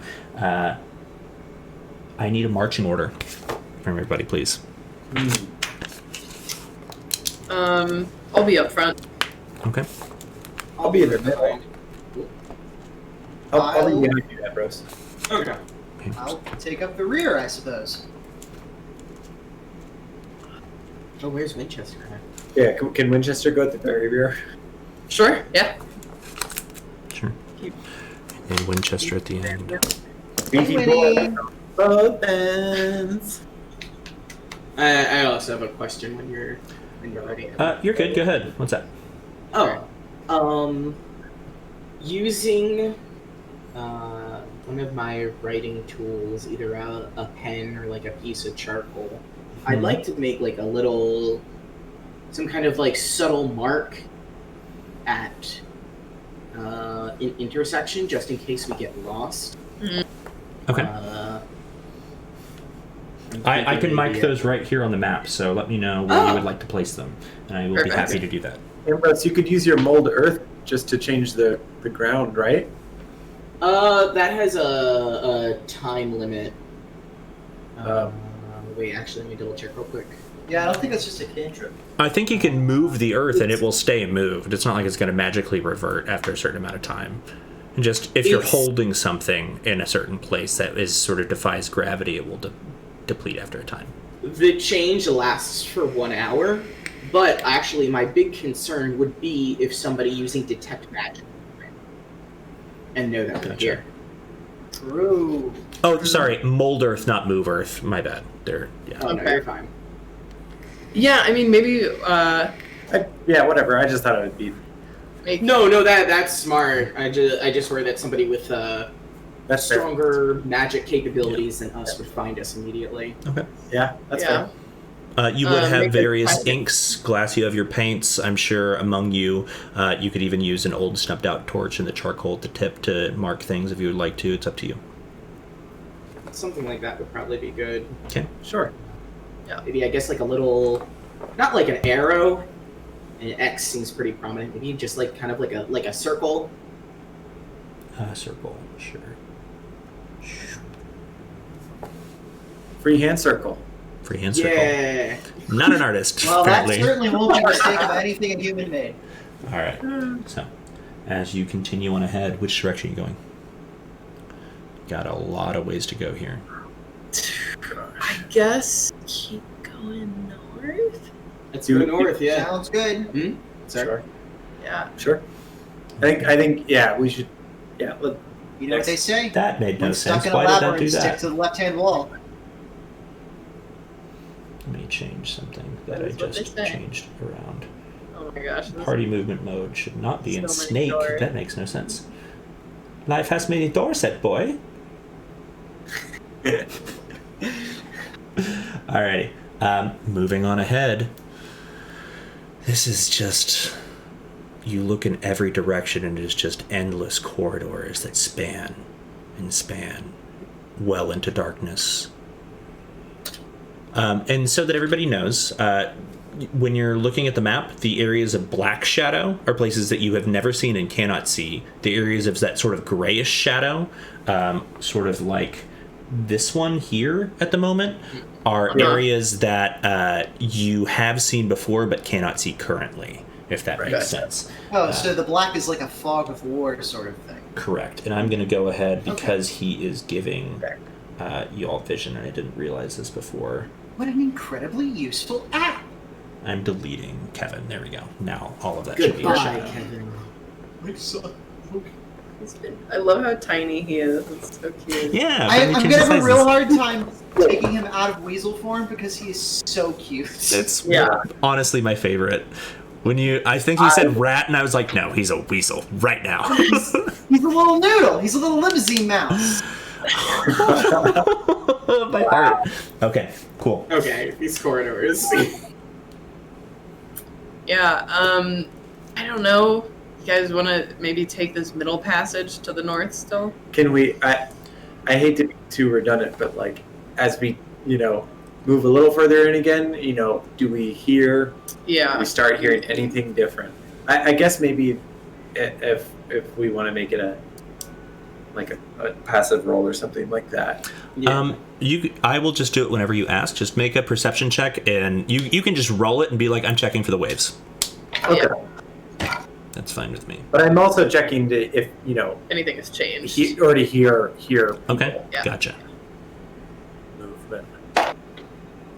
Same ding dang darn roll. 9. 9. Hard to say from here. That's right. There is a distinct and difficult to discern echo that bounces off the walls here, and it is misleading and confusing, especially to sensitive ears like yours. I feel misled and confused.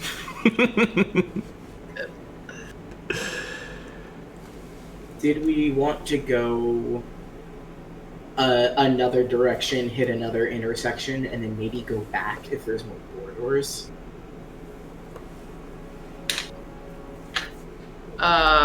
Wait, what? Oh, like if we go like north or whatever, and we hit yet another group of maze-like corridors, do we want to go back? I mean, Sure. I think we should just keep going until we hit a dead end. Yeah. Yeah, I think. Like a decisive way to do it. If we You hesitate too hear much on this Winchester boss- cry out in pain, Oh God! I was gonna say, what was that?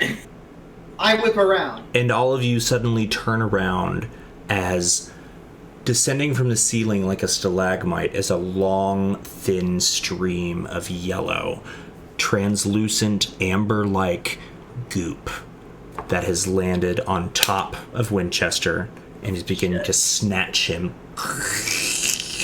and pull him slowly up to the ceiling, and you can hear Whoa, a whoa! sizzling sound as this Oh, dear. ooze is beginning to sink into his fur and flesh. Oh no! I need everybody to roll for initiative. Oh, That You should have looked behind. that was Damn that it. perception check.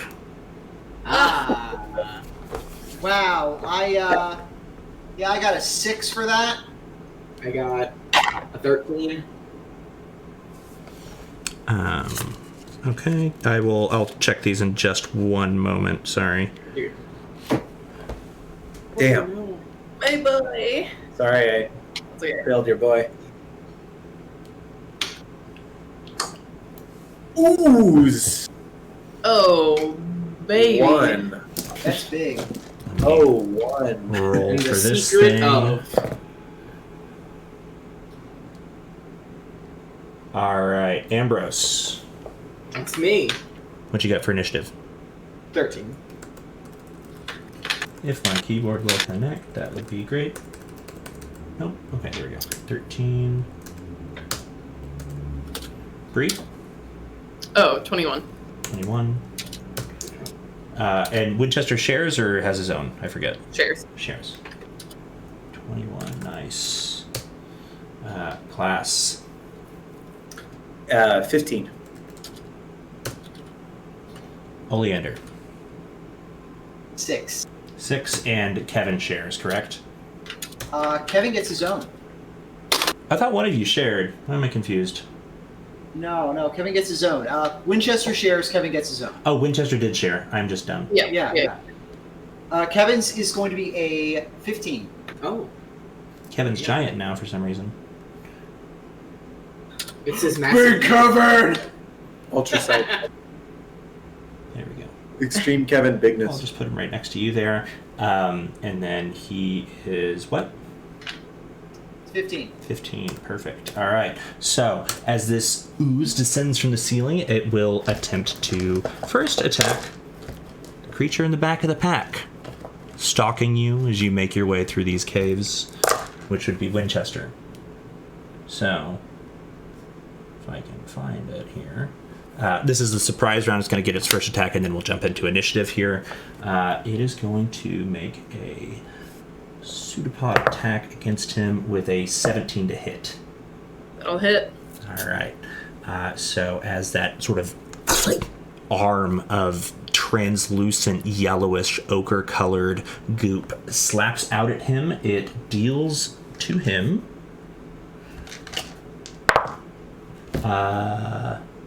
11 points of bludgeoning damage, plus an additional 5 points of acid damage as it begins to erode his skin and fur where it had made contact. And as the thing slaps on him and realizes he is too big to yank up to the ceiling, it descends onto the ground, landing behind you in clear view of the torchlight, shiny, iridescent, goopy, and as this sort of mouth like stretches open with long strings of jelly between the opening, you just hear a sound emanate from it. And we are at the top of the order now with Winchester and Bree. What would you like to do? Oh my goodness. That's rough. Boy. Well, I think hearing my pup, my good boy, cry out in pain, I'm going to rush up. Yeah, I'm gonna rush up next to him and pull out my swords and take 2 swipes at this thing. Go for it. And It Winchester is will block. huge and seems to almost move in slow motion.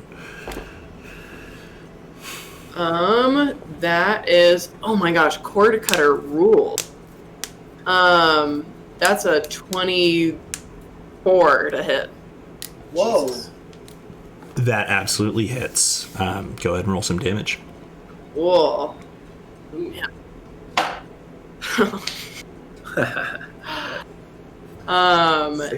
That is a 6 points of damage. 6 points of damage. Oh, that was first hit though. Okay. as you come in with cord cutter and slice down on it, that is slashing damage, correct? Right. Okay. As you do, it's take me a moment to set up here, but slice into it, dealing damage into it, and almost completely cleft it in two. And as it separates into two smaller entities that maintain the same sort of malevolent presence looking ahead at you.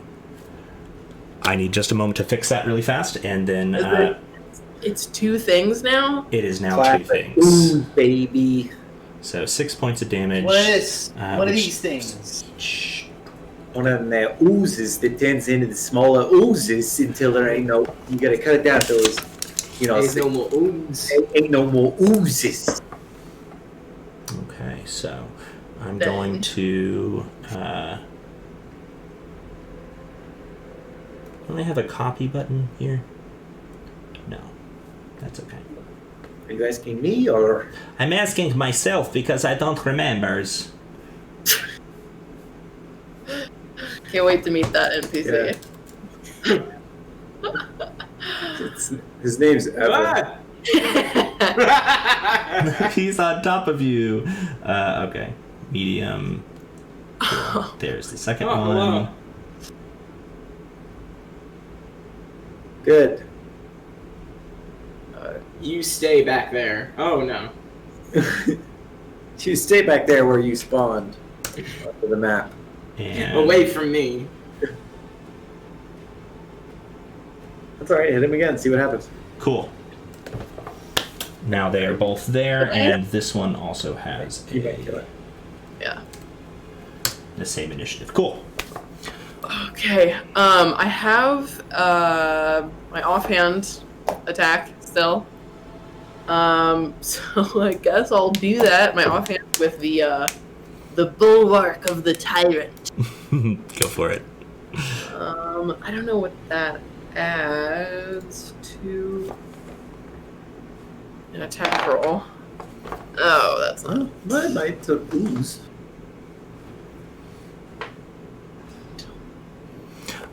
So it will be your proficiency bonus plus your strength modifier.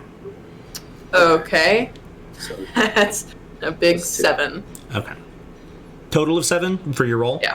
Okay. Unfortunately, yeah, as you go up to push into it, the broad, flat, although spiked front portion of your shield just sort of sinks into it. And as you pull back, these long strands of this yellow jelly seem to pull off of it and snap back into place and reverberate like jello. That is it for your actions. You have your bonus action and your movement still if you would like it, or at least the rest of your movement. You've used 5, 10, 15, 20 so far, so you have 5 feet left. these goopy guys. And then, just so everybody knows, Glass is on deck with Kevin after that. Okay. We're both gonna stay where we are, and Kevin is dodging. Okay. Winchester. You know, the other one. Don't tell me what to do! Yeah, don't tell him what to do. Yeah, don't tell me what to do. Alright, cool. Yeah, breathe.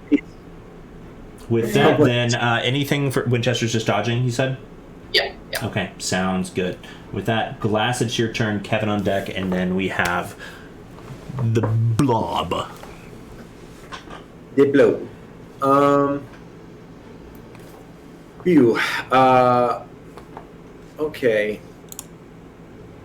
I'm just going to try and hit the ooze of twos with my action. Yeah, with my crossbow. Okay, cool. Go for it. Take a shot.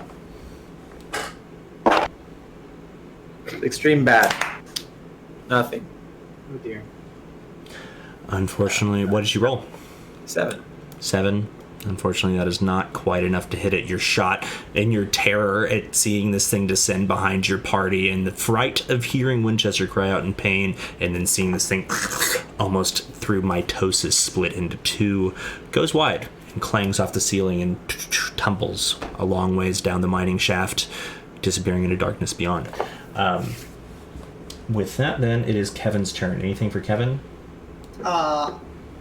Kevin will, as much as I love Kevin's delightful ferret form, it's probably a good idea that he takes one that's more suitable for cave spelunking. So Kevin's going to take his action to transform from a ferret into a spider. Okay, awesome. Spider. As Spider. Kevin takes this form, what's that look like? I'm very curious. Oh, yeah. I don't think he's changed into a spider yet. Or no, he might have at the start. But yeah, he, basically, it's kind of like,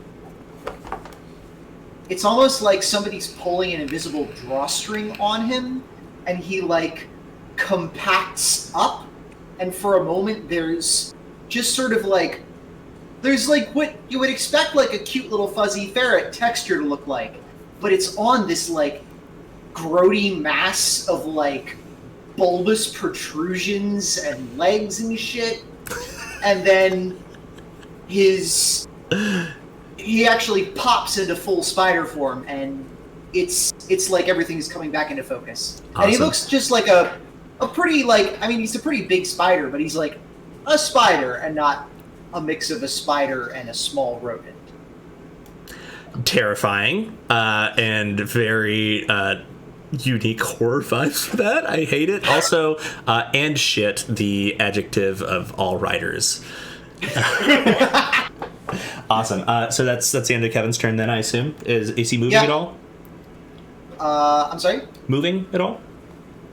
He's going to stand at the ready with me for now, but he's Okay. probably going to be moving depending on how this thing moves. We're still in a narrow corridor, so there's no really for him to move right now. Gotcha. But, Okay. Then with the next round here, we've got the one jelly, which is now 2, and then after that we have Ambrose and then Oleander. So as this first one, the one standing directly or blobbing directly in front of you, Bree, is going to go ahead and make another one of these attacks with this long tendril of ooze that sort of juts out from its body at you. That's going to be a 17 to hit.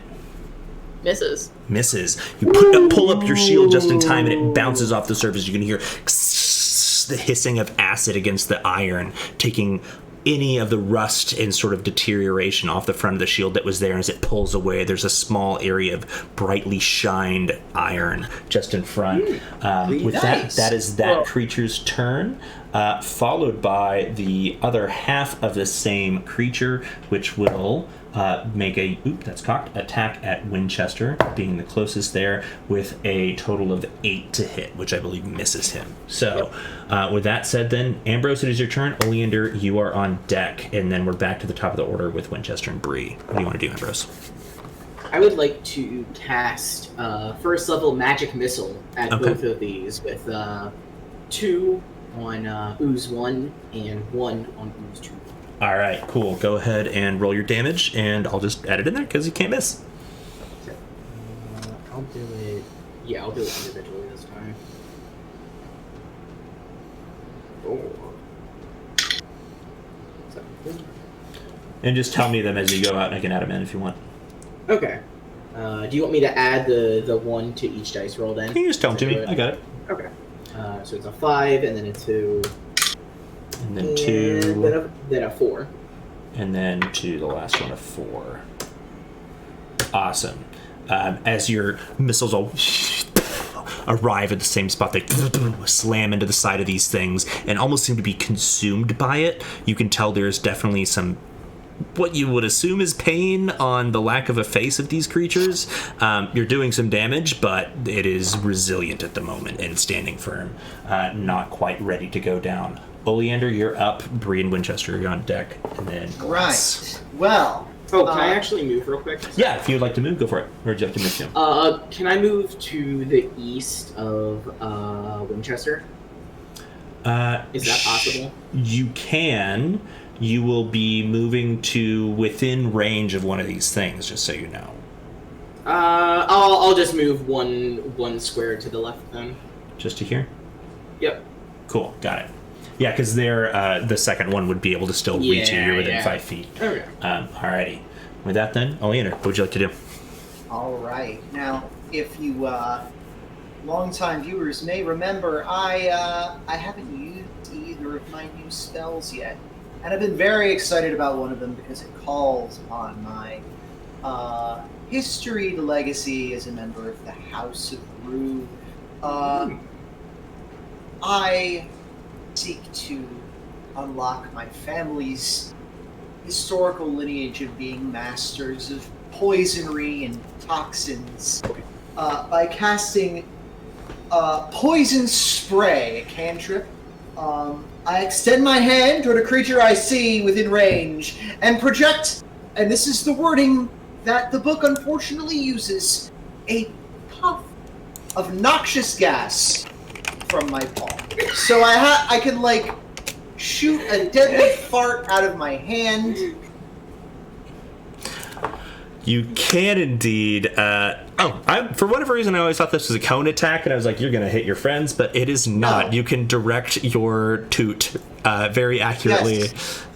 I Heartbender. with laser-like precision, with Awesome. the aim of a sniper. An awesome. I fire this fart at Ooze pile number 2. Okay, go for it. Make The your hopes attack make my roll, purpose. and then we will see what happens here.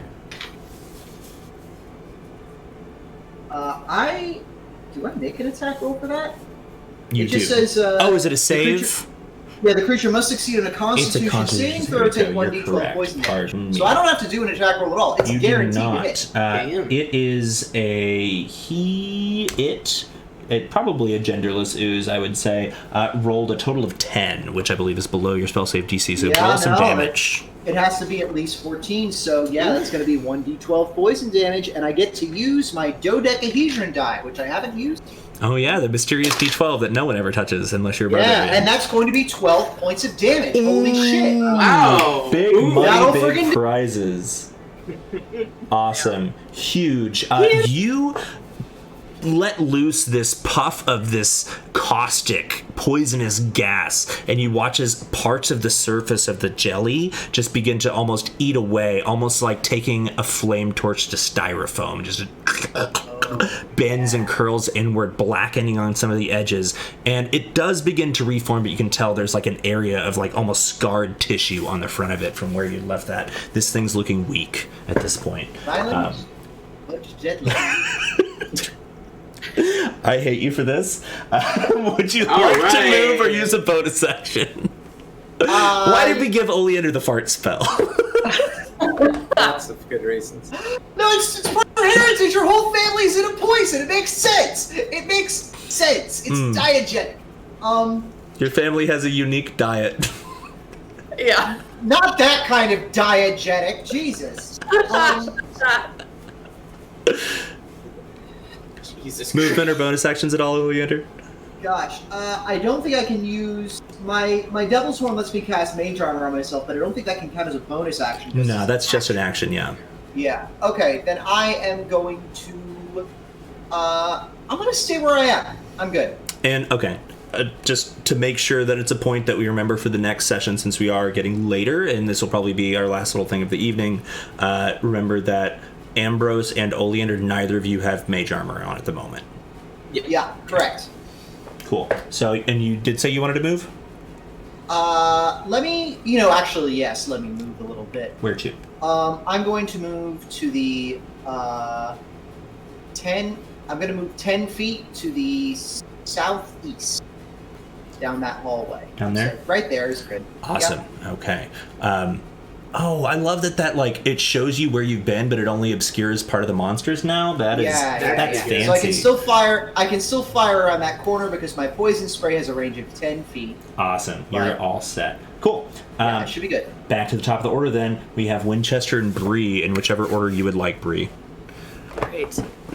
I think I am going to do which. I don't know if I would be able to tell which of these looks the worst for wear. I would say the one that had just been hit with a fart cloud. Additionally, you are the closest to these creatures. Make a perception check for me.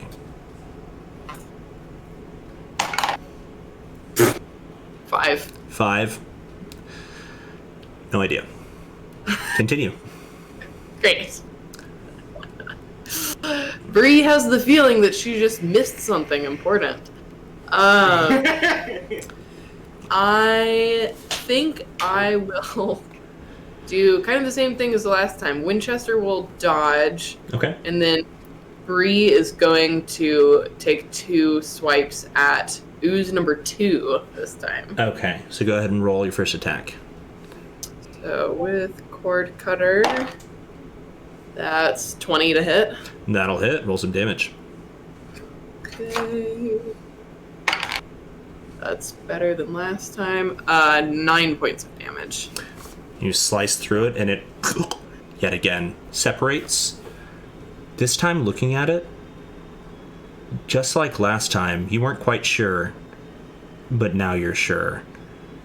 Whatever sort of damage you're doing to this is separating it, but it doesn't seem to be hurting it.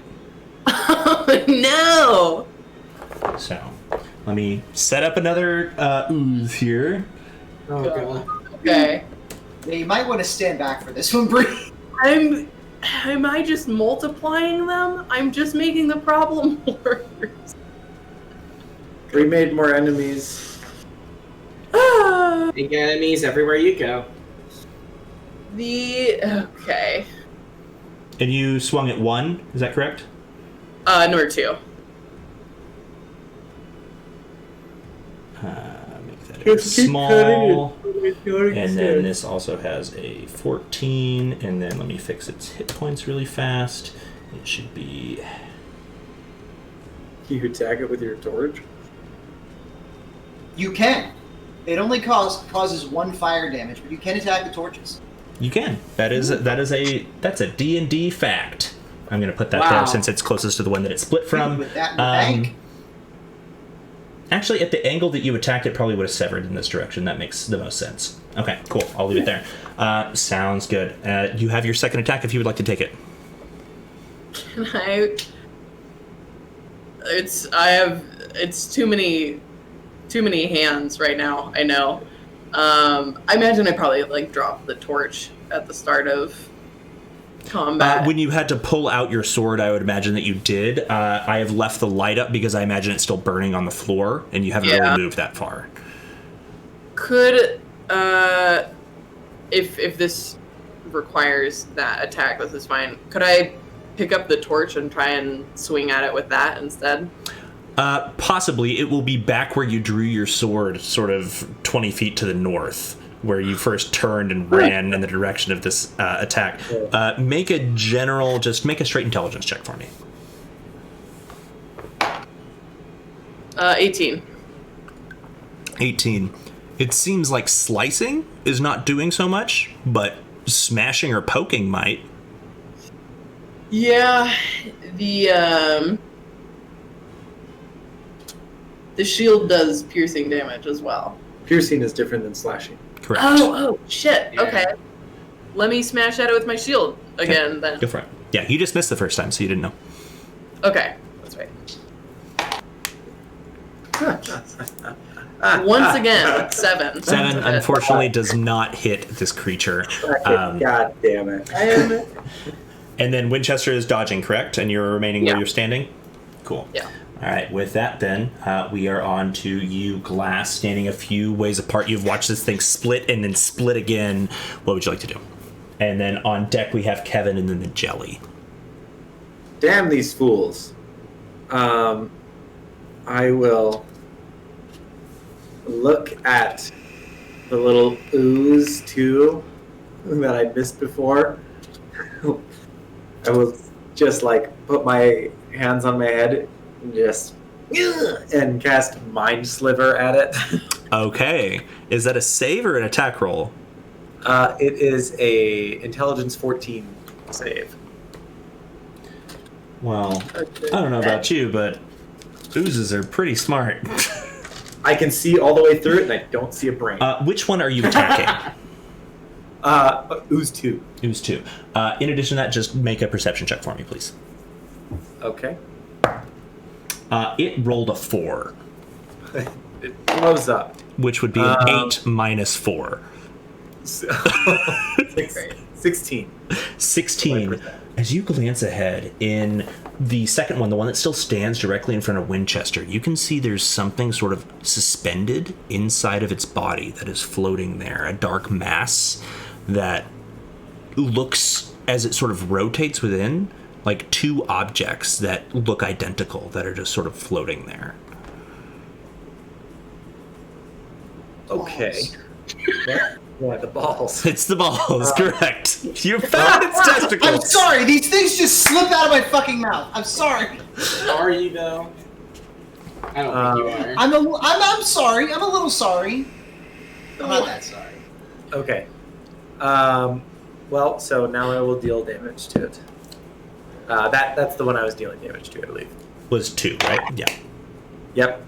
It takes 3 psychic points of damage. Nice. How do you want to do this? That is exactly how many hit right. points it had Oh left. yeah, get it. I just project a mental image of a middle finger right into its brain, which is all of it, I assume, or none of it, and explode it. And it explodes, leaving this splatter of like yellow goop, like Nickelodeon slime, but yellow everywhere. And then resting on the floor in front of you, one upright and the other sort of tumbled down in front of it, is a pair of boots. Okay. Oh. No. Anything they else on your dwarven? turn? Bonus action or movement? Can I tell if they're dwarven boots? Make a perception. Or what was your perception check? 16. 16? Maybe. Okay. God. Okay. I'll just say, hey guys, exploding it with your mind works. Oh! Exploding I can do. Yeah. Yeah. Awesome. And Bree says, "Okay, yeah, I'll just try that, I guess." Good. Sounds good. His breed bursts every blood vessel possible. Awesome. With that, Kevin, anything for him this round? I don't know if he can really distract these things, because I don't know if they have enough of a consciousness to be distracted, and it seems like it would just put him in... Actually, wait, you know what? Can he attack in my stead? Can I give up my next attack for him to attack? You absolutely may. Okay, cool. Then he is definitely going to attack, because Okay. his attack is also a poison attack. Ooh. And poison seems to work pretty well on these things. Yes. Cool. Okay, he's going to dash up to O1. That's the one in front of Bree. Probably would be standing where O3 or O2 is right now. So unfortunately, he can't make a wait. No, he has a flying speed. He would be able to fly over the top of it. That's totally fine. I will the allow O's that dead, for isn't it? sure. And it is also dead. You're correct. I forgot to add the damage Yeah. in. So yeah, he can just stand on top of where it was if you want him to, or a space further. Up to you. Kevin puts the Yeah. boots. Just on top of the dead corpse of that one. Perfect. Yeah, on top of the boots. Yeah. And then he's going to use his sting attack. Is that correct? And sting attack, or I guess it would count as a bite in beast form. Whatever. He's gonna give him a big spider bite. And we're gonna roll to hit. And his leggies up. Ooh, it's gonna be a 16. 16 will hit. Roll some damage. All right. It's going to be 1d4 plus 3. Okay, so this is two different things. On a hit, it immediately takes 1d4 plus 3 piercing damage. Which So I'll go ahead and now. roll that, and then you can also roll the poison damage because he failed, or the ooze failed its Constitution saving throw that it needs to do. Oh, did it? Okay, because I was gonna add that next. Okay, so for the piercing damage, it's gonna be. Let's see, 1 plus 3 is 4. And you're 4 points of attacking piercing 1 or damage. 3, remind me. What? You're attacking number 1 or number 3? Number 1. Okay. So 3 points of poison, or 3 points of piercing 4 damage. 4 points of piercing damage 4. plus taking 3d6 poison damage. Yeah. Holy shit! Kevin's a 3d6. beast. Damn. Kevin! Hell yeah, Kevin. 5 plus 4 is 9, plus 4 is 13 points of poison damage. Hachi machi. Wow. So with a total of 17 points of damage that round, Kevin, for the first time, how do you want to do this, Sugar? Yeah.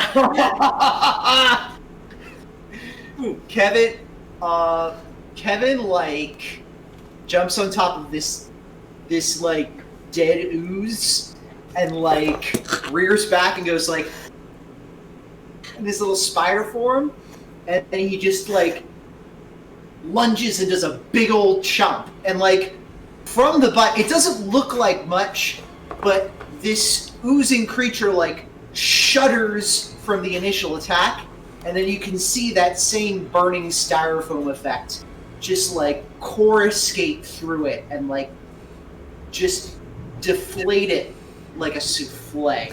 Yeah, it's like at first watching it sort of spread through this creature, almost like a tree growing inside it, of these sort of dark blackened bubbles of caustic liquid, and then it just eats it from the inside out, and it descends into nothing but a pile of goop dead on the ground. Yeah. Honestly, Kevin. nearly pornographic. like the spider injects poison. Yeah, very, very planet Earth. Yeah. Yeah. Well, okay, I'll just do my David Attenborough voice forward. With that, then, I assume that's it for Kevin's turn. That's it for Kevin. That being said, it is the last of these jellies that is up. Fuck yeah, Kevin. It is going to go for Kevin, though. God damn it. Okay, Because okay, Kevin is bring it on. within danger. Unless you wanted to move him, but that's still an attack of opportunity that might happen. It's still an attack of opportunity. Okay. It's up to you. It's the same difference. If I move him, then it attacks. If he stays there, then it attacks. Yeah. I guess I might as well move him to bring him back into safety, because then at least if Kevin succeeds, then he's not open to further attack. Okay. Where would you like to So move I him will. to? I would like to try to move him back to where I am. Okay. As he sort of begins to fly away, this thing does lash out with one more of these pseudopod attacks at it, or at him, rather. That's going to be a 13 to hit. What is Kevin's armor class? Armor class is 13. So unfortunately, this does hit. Ouch. Bummer. Oof. That will deal a total of, wow, I rolled really low. 5 points of bludgeoning damage. Okay. With the addition of 6 points of acid damage to him. Oh. Ouch. However, the bludgeoning he is resistant to, so instead of 5, he takes 2, or he takes 3. So it would be a total of 3 plus whatever I rolled. 3 plus 6, so 9 total points of damage. 9. Oh my god. Woo. Alive by a thread. Oh, Kevin, you did so good, but you gotta hide with me now, okay? You did so good. Oh my god! If a spider could cough, it just did. Yeah. As he backs Get in away, there. Get in there. completing It's the rest fine. of his retreat, we are now on Incredible to hustle. the creature's turn. That was its reaction as he fled. It is going to make its way up now towards Bree and Winchester. And roll a d20 for me, Bree, and say high or low for you. High will be me. Okay. It's me. Okay. It will attack you once more with its pseudopod for a total of 17 again to hit, which barely misses you, putting the shield up just in time, leaving another bright, shiny section of armor on the front of it where it has cleaned the rust and decay off the front of your spiked shield. Oh, it's removing your seasoning. No! It's You can't use soap on that. it's doing some tetanus proofing. All right, with that then, Ambrose, you are up. Oleander, you're on deck. What would you like to do, Ambrose? Do I know anything about what this might be? Make an Arcana check. I need some insight before I can make a decision. I will say for you, this last one is looking rough. Okay. That's a 13. 13. you know about oozes. They exist in caves and stuff. A lot of them are sentient and try to eat stuff and usually dissolve it by wrapping themselves around it. Beyond that, if you've seen it do some type of damage, it's usually resistant or immune to it. Okay. Aside from just like bludgeoning and stuff like that. Yeah. So that being said, seeing as this has like an acidic property to it, you would just know that acid's probably not the way to go, because 2 acids just don't really do anything to each other. Yeah. You know what? Can I make an assist my action? Can I take what they call the help action for my turn? The name of the show? I've Hey, heard that's the that, name like, of the show! Oh, is that why that's called? We gotta get like a bell Yeah, absolutely. or something. Who would you like to help? Who would you like to help or assist? In what way? And in doing so, I believe you do need to be within 5 feet of whatever you are distracting. So you would have to move up to sort of on top of O2, where Kevin just was. It's your call. I'm just trying to figure out who to assist. You would know that next in the order is Oleander, followed by Winchester and Bree. Oleander, I think, used her action, didn't she? I That used is my true. attack action. That's what I was trying to figure out. I want to assist Bree then. Yeah. Okay, cool. Oh yeah. So rushing up and sort of doing a mirthful leap over the space where Winchester is, you land next to this thing and do what you can to distract it, gain its attention, and do a bit of a feint, trying to give your ally advantage on the attack. Alternatively, from here, you can just flank. Same thing. You know what? Let's do that. And then you have your action. Yeah. The old hit it with a stick. I was gonna say, let me just hit it with my big frickin' stick. Go for it. My staff of defense, which doesn't really do anything attack wise, but I'll whack it anyway. Go for it. Make your attack roll. Your stat was 6. Ooh, I have it. 2. Yeah. So is that plus strength? It should be whatever it shows for just a staff in your actions on your D&D Beyond sheet. I do not remember what your strength modifier is, but it should be I rolled proficiency a- bonus plus strength modifier plus whatever you rolled. I rolled a 9. So it's Okay. really good Did you for also that. roll with advantage? You do What's have that? advantage on this because you are flanking with Bree. Oh yeah, I thought that would only apply for Bree. Nope. Oh, that's so much better. That's a 20. There Yeah! you go. Go ahead and roll some That's damage with your staff, which I think should be a D6. If I'm Yeah, it's a 1d6 plus 1. I never hit stuff with sticks. I'm so excited. It's been so long. There we go. And that's a 4. How do you want to do this, Ambrose? Hey! I was debating so long if I should like use a spell or if I should like help. Just hit it with a big Hit stick. it with a big stick. Sometimes a big stick does a lot of stuff for you. Pulling out my glass long staff that I really actually haven't used for its intended purpose at all. Pull it out and just bring it down on this goo creature, just hoping to assist my friends. Not expecting it to erupt. I assume like a erupt bag it of jello. does, as it just sort of splatters all over the front of you, Bree, and Winchester. I need everybody there, now that this is the last one who exploded, to make a dexterity saving throw for me. Like all of us, all of us? That would be Ambrose, Bree, and Winchester. Bree and Winchester. Yeah, you're both within, everybody within 5 feet. Oh, I'm glad I stood back then. And good thing you got Kevin out of there too, because this would have been Yes. the one extra hit point. Oh my god. That's a 15. 15, you're good? Oh, thank God. So 14 for Bree, You're good?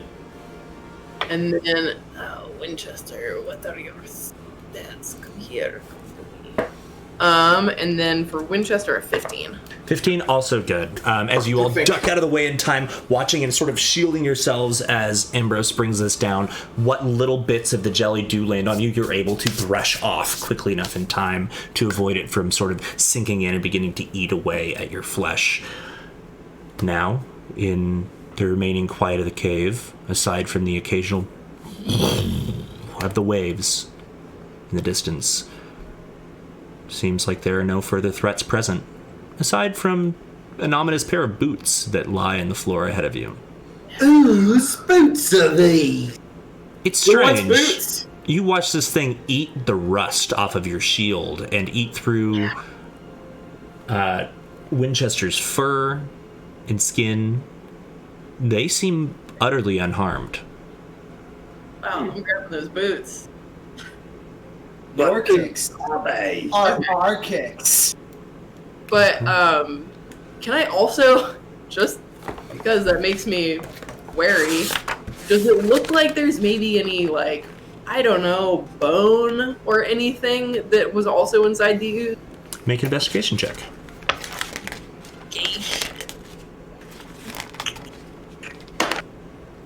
That is a big 9. Woo. I mean, there's bones in there for sure. Oh no! What kind they are, or what state of Absolutely. decomposition they're in, is to be said. Have you ever done the kids science experiment where you put the chicken bone in vinegar and it turns into rubber? It's kind of like that. Oh, Mm-hmm. Hell yeah. Sorry? Good. yeah. This is a thing we did, Nero. Okay. Did you never do this? No. Oh, it's gross. This is like putting the tooth in the can of Coke and then Oh, I flush did it. Or a penny or whatever with lemon or any of those other experience with what does acid do to stuff? I don't know. I'm a kid. I just, in chemistry class, remember electrocuting myself accidentally multiple times. Oh hell yeah! I was the kid who would constantly spill hydrochloric acid all over my hands. Ooh. It's a wonder I still have hands, I guess. It's okay. I threw up when we were dissecting the fetal pig or whatever it was. It was awful. Wow. Yeah, Anyways, that is a really good spot for us to call it for the evening.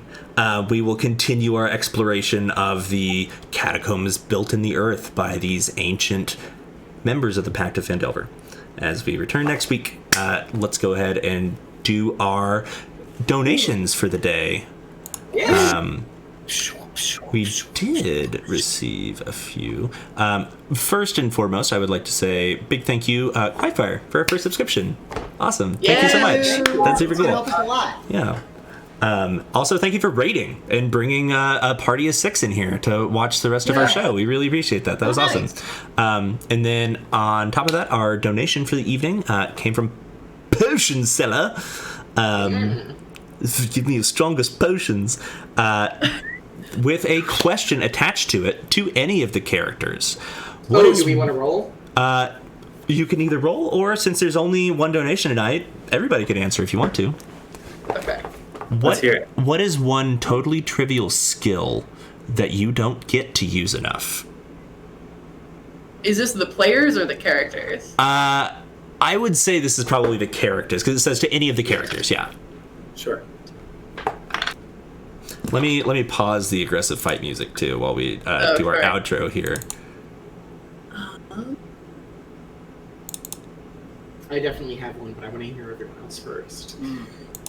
I'm formulating one. All right, who's Okay. up? A totally trivial skill that Bree has from her upbringing is her mother made perfume, so she knows how to make perfume. Which- Oh. Has not come up in her adult life at all.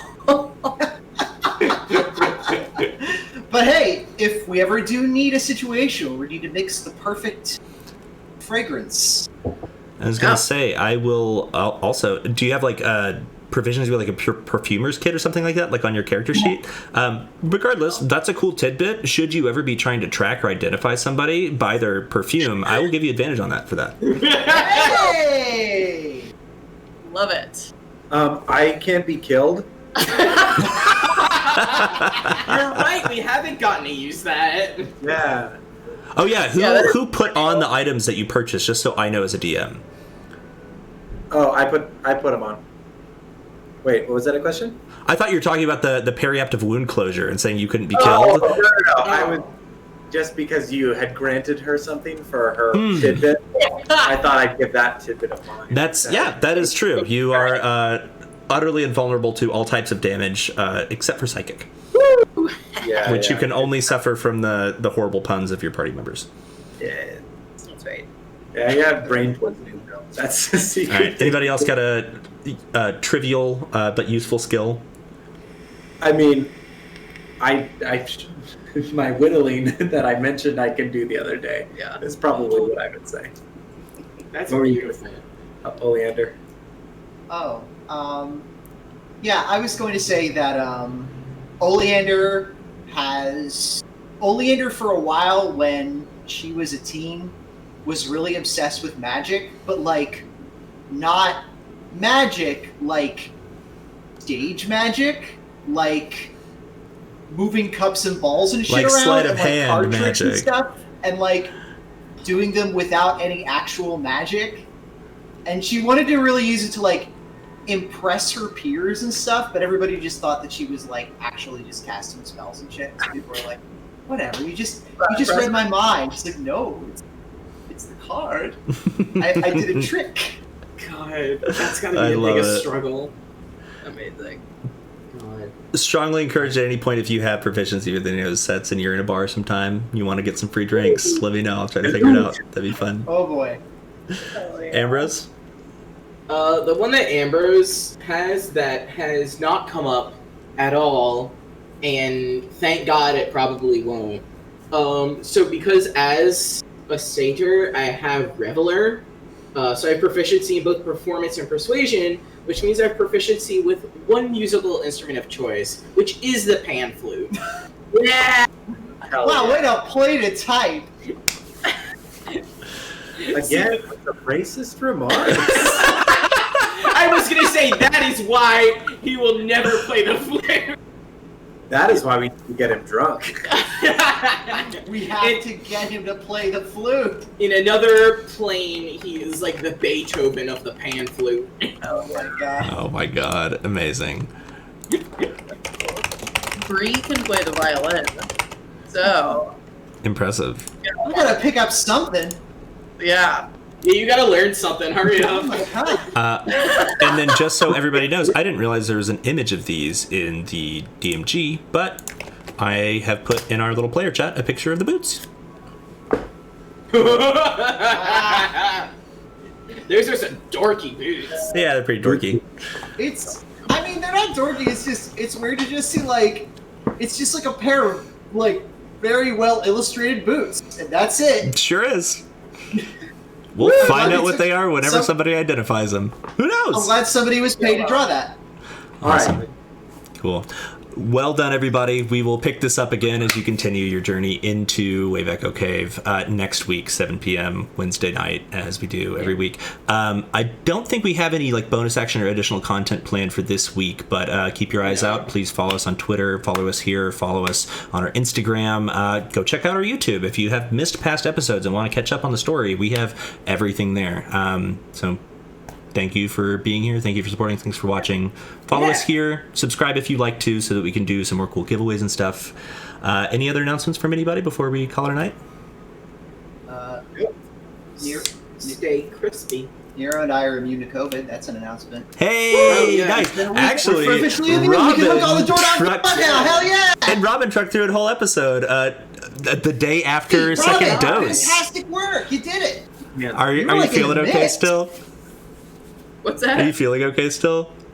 I mean, you know, I'm very aware of my bones right now. My bones were Yeah. All right. Well, get a bunch of water, get some ibuprofen, and get some good rest. With that, Yeah.